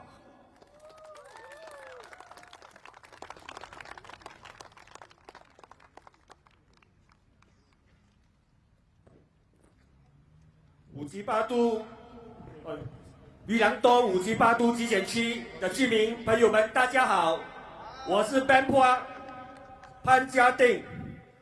在早期，新加坡专注于国家建设，我们的建国一代非常努力，只为了让下一代过上更好的日子。是的，李光耀先生和他的团队克服了重重困难，把新加坡从第3世界带到了第1世界。可是，以前的成功不代表今天可以成功。为什么我会这么说？你们看看，我们的城市面貌焕然一新，有漂亮的建筑，滨海湾花园、樟宜机场的竹儿、新的飞禽公园等等。而且我们还在策划新建樟宜机场第5航站楼。但我们必须坦诚地问一句：新加坡人的收入是否也有同样的增长？有没有？对，国家在进步，但许多人的薪水多年停滞不前，都没有涨到。你们觉得这是好事吗？不好。国家的进步应该是全民共享的成功，而不是体现在高楼大厦和地标建筑上。我们应该关注的不只是建了多少美观的地标建筑，而是这个现任政府究竟为人民建设了怎样的生活。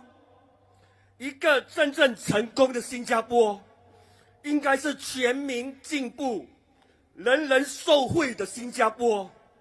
还有，请大家记住，无论是执政党议员还是反对党议员，都可以做基层工作，参加活动，跟你握握手，跟你说嗨嗨拜拜，在社区里露露面子。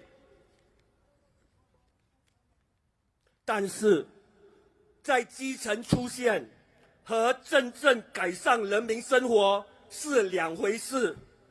我们不能忘记，当这些 BAB 议员走入社区，跟你笑笑嘻嘻握手，大家心里也清楚，你们也见证了，他们还是最终支持调高消费税 GST、交通费等等，让你们生活不好过，对不对？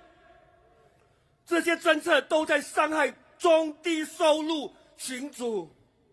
新加坡人已经清醒了，我相信知道所有 BAB 议员都会顺着党的路线，所以代表人民不只是被看见，而是在关键时刻能不能站出来为人民说话，争取，对不对？再看看裕廊东5级8都机选区，有副海燕部长坐镇，并不代表所有居民的生活就会自动变好。我们别玩文字游戏了，他一个人不能代表整个团队。整个 GRC 一共有5位议员，如果 BAB 政府提出了不利于人民的政策，每位议员都不敢为人民发声，最终吃亏的是谁？是我们居民新加坡人。你说的对不对？我说的对不对？选举真的不是比人气高，而是要选一个真正担当、愿为你们发声、肯做事、改善民生的团队。居民必须认清这一点。你投的票不是单单给一位部长，而是整个团队。已经那么多年了，你们觉得 BAB 真的真心关心你们吗？我感觉这些 BAB 部长们的生活是步步高升，人民的日子是过得越来越惨，你们同意吗？如果我们想要一个更公平的、更有进步空间的社会，社会上更富裕的人，那些超级富豪也必须准备做好承担更多责任。合理设计的财富税，对，合理设计的财富税不会让有钱人受不了，却能大大改善基层和弱势群体的生活。只有这样，我们才能打造一个属于所有人的社会，而不是服务少数群体。你们同意吗？我也想强调，像有盖走道、无妨碍通道、绿化这些硬件设施，任何政党啊都会推动这些基本服务的，这是普通常识。不管你是反对党也好，还是执政党人民行动党，都会这样做的。人民行动党不应该将这些当作政绩炫耀，对，不要当作这个政绩来炫耀。真正值得评价的是，政府如何通过制度和政策来改善普通人的生活。最后，让我和我的团队进入国会为你们发声，让我们一起争取更公平的社会。支持红点同心党，请投我们一票，谢谢大家。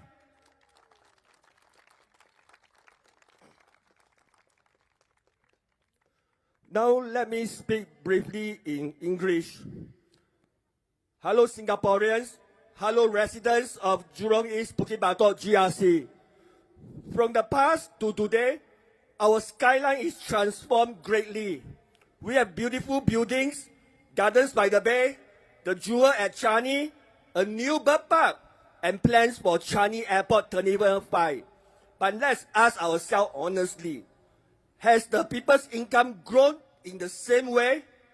While the country moves forward, many workers' salaries have stayed stagnant for years.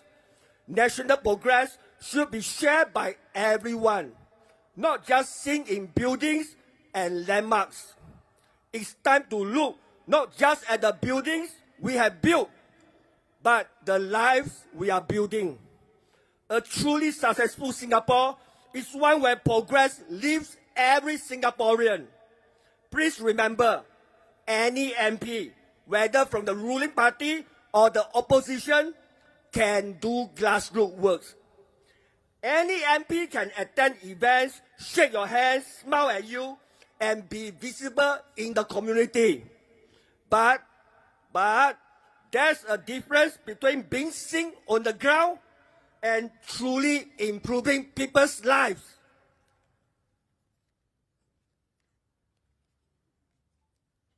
Yes, it's easy for ruling party PAP MPs to appear popular.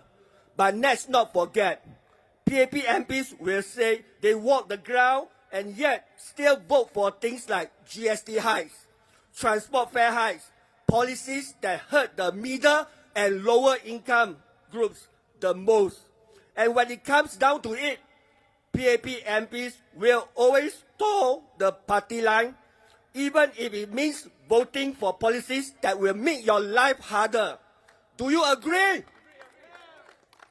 Representation isn't just about being seen. It's about standing up when it matters. What do you think? They deserve to be our MP? So let my RDU team and I enter Parliament to speak out for all of you. All Singaporeans should live a dignified life. Everyone living and working in Singapore should be treated fairly. Let's work together for a fairer society. Support the Red Dot United. Please cast your vote for us. Vote Red Dot United.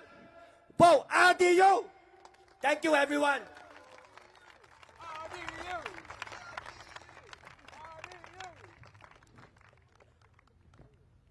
Wow. I tried to sink in the passion from there, yeah. So, last and foremost, we have the candidates for Jurong East-Bukit Batok, Mr. Osman Sulaiman.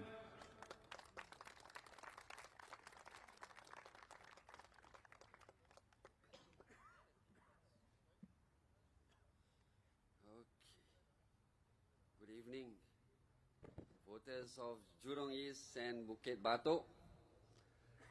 My name is Osman Sulaiman.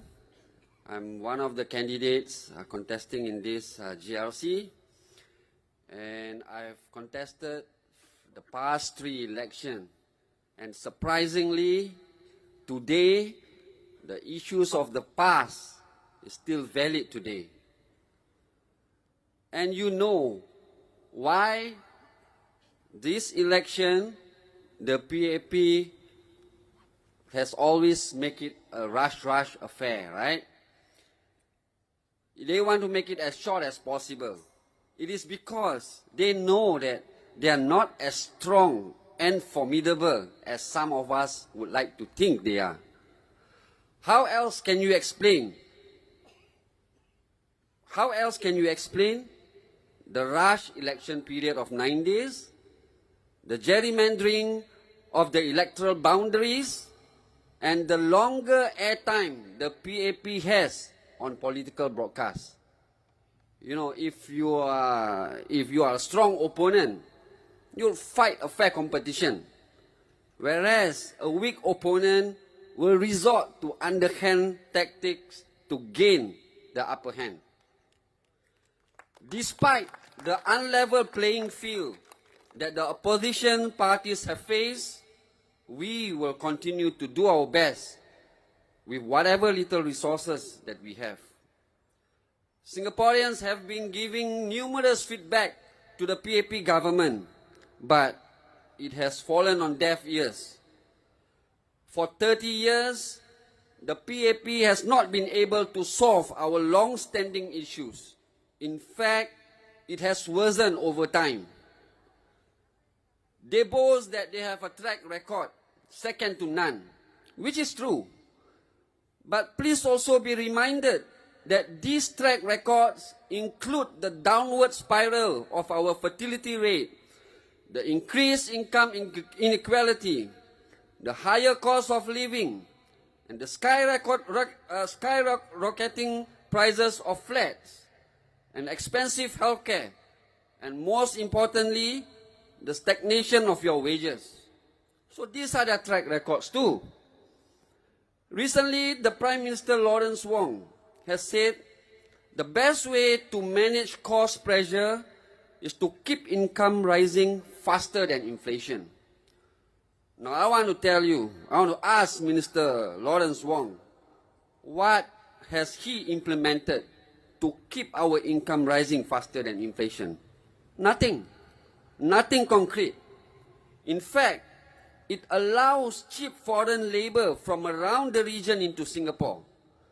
Without implementing minimum wage locally, this is a slow death for the working class.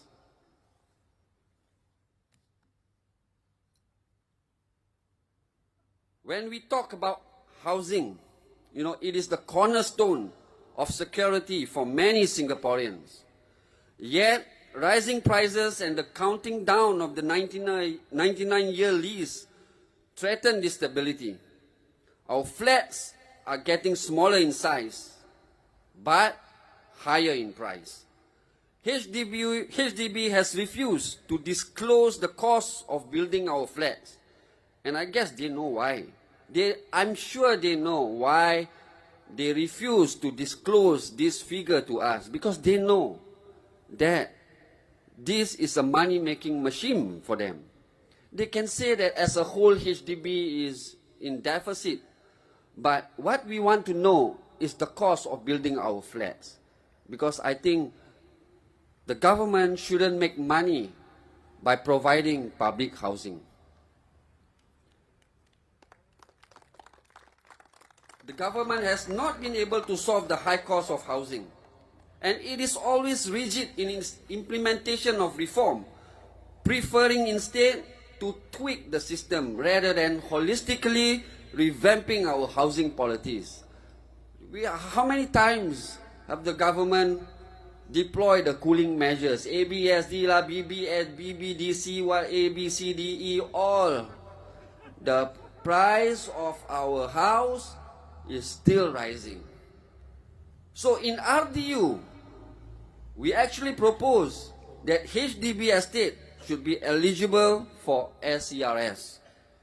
We also want to introduce a rent-to-own scheme for lower income groups and young singles. and recommend restriction on resale purchases by new citizens and PR. This will allow Singaporeans to prioritize long-term housing supply for Singaporeans. So, my dear Singaporeans, the rising cost of living isn't just a number. It is a wake-up call. But the government has fallen asleep. It allows the cost of living to continue to rise. And it is time to build an economy where opportunity doesn't come with a price tag.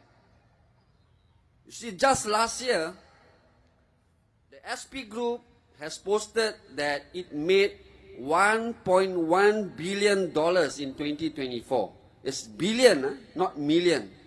$1.1 billion in 2024. But yet, our water and electricity tariff keeps going up. While corporations post record profits, working families like us, we clip coupons just to survive. That's not an economy, it's exploitation. And we in Red Dot United are here to change it. No families should have to choose between medicine and meals. Tackling the cost of living isn't a slogan for us. It is our top priority. With more opposition candidates in Parliament, we are able to scrutinize policies in detail. Data should be made transparent so that full public discourse can take place. So you see, when each time the opposition parties, the alternative offer an alternative solution, the PAP keeps repeating the old rhetoric. It will bankrupt the country. It's bullshit. The PAP of today is not the frugal party it once was. Millions of public funds have been wasted, which if we put in the right place, it can be channeled towards funding more social programs and creating a first-class citizen.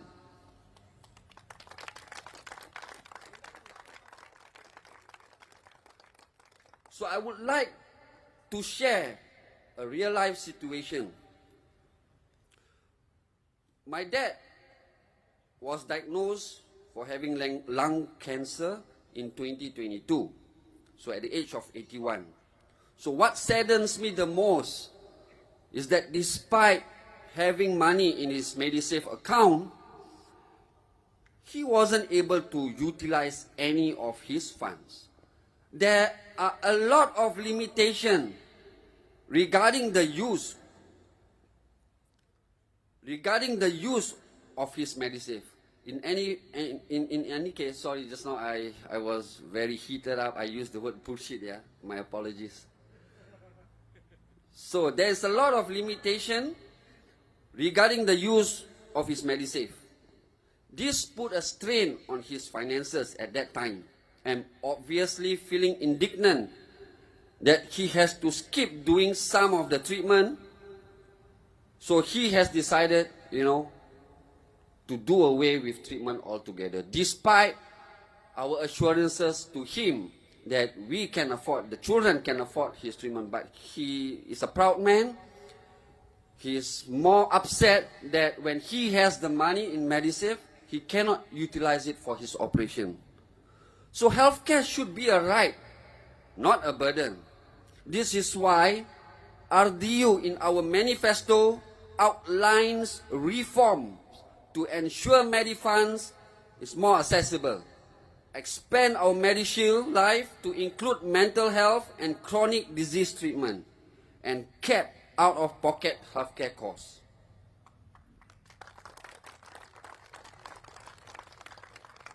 We know that the PAP feel a lot of new candidates, anchor minister here, anchor minister there, and before an election, they give out CDC vouchers.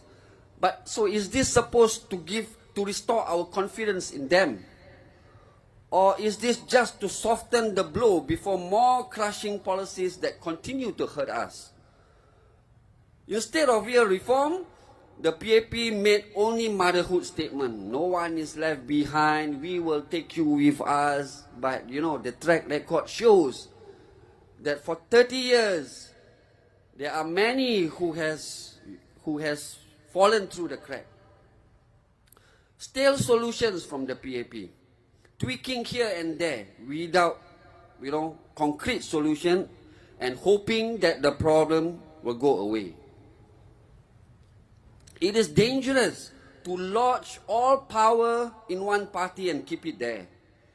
This leads to bad governance and gradual deterioration of public morals. So every political party, they has the same conviction. Wants to make Singapore a great nation, to make Singapore a better place. The PAP has that power for 50 years. Somehow along the way, it has lost its direction. You see, the 9% increase in our GST, I'm sure a lot of Singaporeans are unhappy about it. But none of your PAP MP disagrees with it. None of them talk about it in Parliament. So you are not being represented properly. If you like your MP because, he or she is a good person, by all means, I believe they are a good person too. But a good person doesn't necessarily mean they are effective. We have the ability to vote an incompetent government out.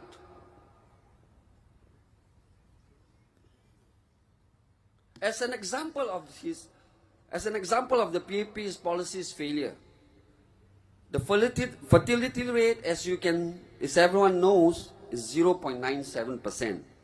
And we cannot replace ourselves. So the PAP has taken the short-term solution by granting foreigners citizenship in Singapore. It's fine. But what is the long-term solution? Because if we keep doing this, our identity as Singapore will be gone by the 4th or 5th generation. So instead of offering concrete solution, they are taking the easy way out. So Singapore needs a new social contract, one that restores fairness, dignity, and the security to every citizen. Dear voters of Jurong East and Bukit Batok, RDU offers a clear, people-first alternative to the status quo, where every Singaporean is treated as first class. And we take town council management very seriously. So this election provides you, the resident of Jurong East and Bukit Batok, a real choice. We need your support, and every single vote counts. If Hougang voters, residents are called warriors for voting the opposition party, and then on the 3rd of May, 2025, Jurong East and Bukit Batok voters will be the paladins of the West. Vote for Red Dot United. Thank you and good night. Okay, thank you, Mr. Osman. Okay, that is all the 15 candidates. Before we make a move, let me just recap again. All the 15 candidates for Red Dot United. From Holland Bukit Timah, Mr. Sharat Kumar. Emily Wu. Nizar Subair. And myself. Jurong Central SMC, Ms. Kala Manikam. Nisun GRC, Dr. Syed Alwi, Dr. David Fu, Mr. Pang Heng Chuan, Ms. Sharon Lin,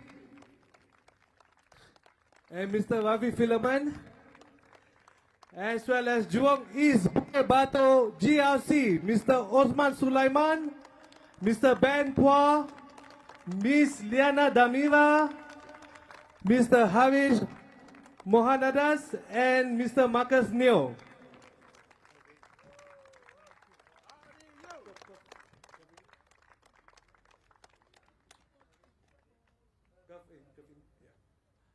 Okay, resident of Jurong East-Bukit Batok and fellow Singaporeans, these are all your candidates for Red Dot United. And now let me present Mr. Ravi to lead us in the pledge.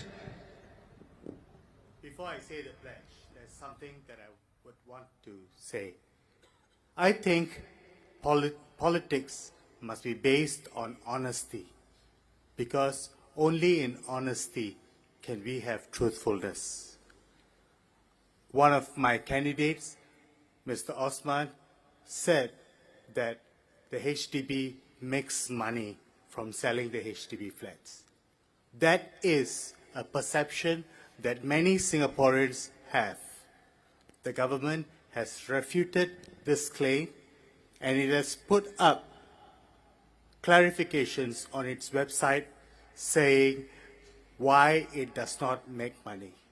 Despite all these clarifications, people still do wonder why a 3-room HDB flat is on the resale market for over $500,000.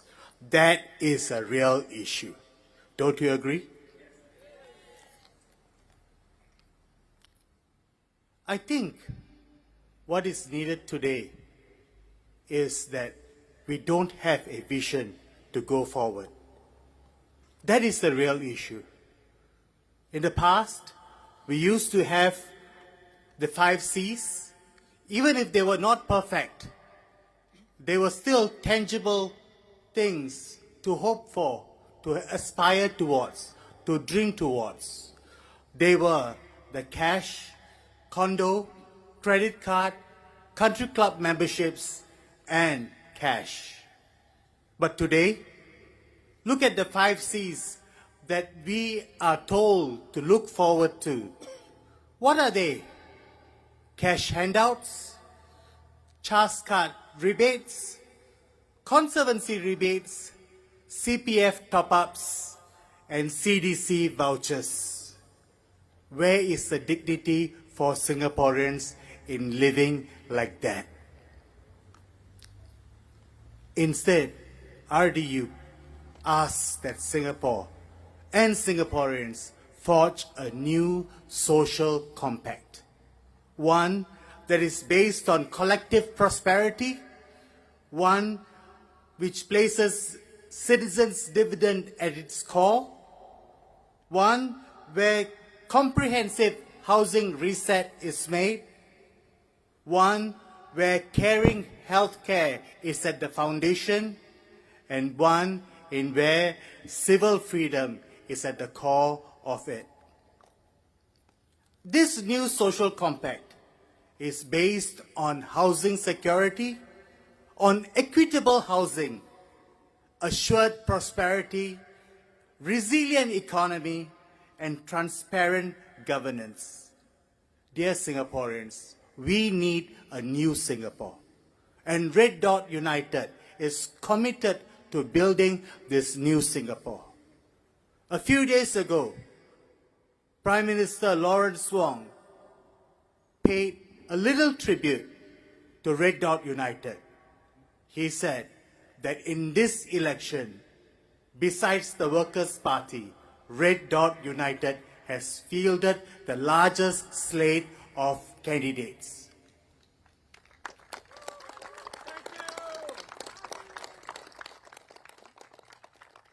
We are not kucing kurak. RDU is here to stay. And we have given you a good slate of candidates that you can put your trust in. In our slate there are PhD holders, there are captains of industries, there are entrepreneurs, and of course, there are very young Singaporeans. People from all ages, people from all languages, people from different races, People just like you and just like me, no different. We are not cut from the same cloth. Look at the candidates that the PAP has offered you. They have offered you the same and the same. Civil servants, people who are linked to the establishment, people who are cut from the same cloth, people who live in ivory towers, people who align more with the billionaire class. Do you think they will make life better for you? Come May 3rd, 2025, give Red Dot United your votes and let us stand united as one united people.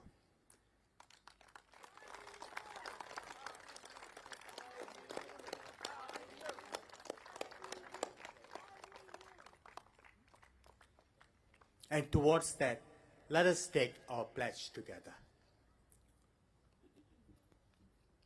We, the citizens of Singapore, pledge ourselves as one united people, regardless of race, language or religion, to build a democratic society based on justice and equality, so as to achieve happiness, prosperity, and progress for our nation. Thank you, Singapore. Thank you, everyone. Red Dot United. Red Dot United. Red Dot United. Red Dot United. Red Dot United. Thank you, everyone. A very good evening to you. And we'll see you again at our next rallies. We'll see you on the ground. And you can catch our action on our website. Thank you very much and good night.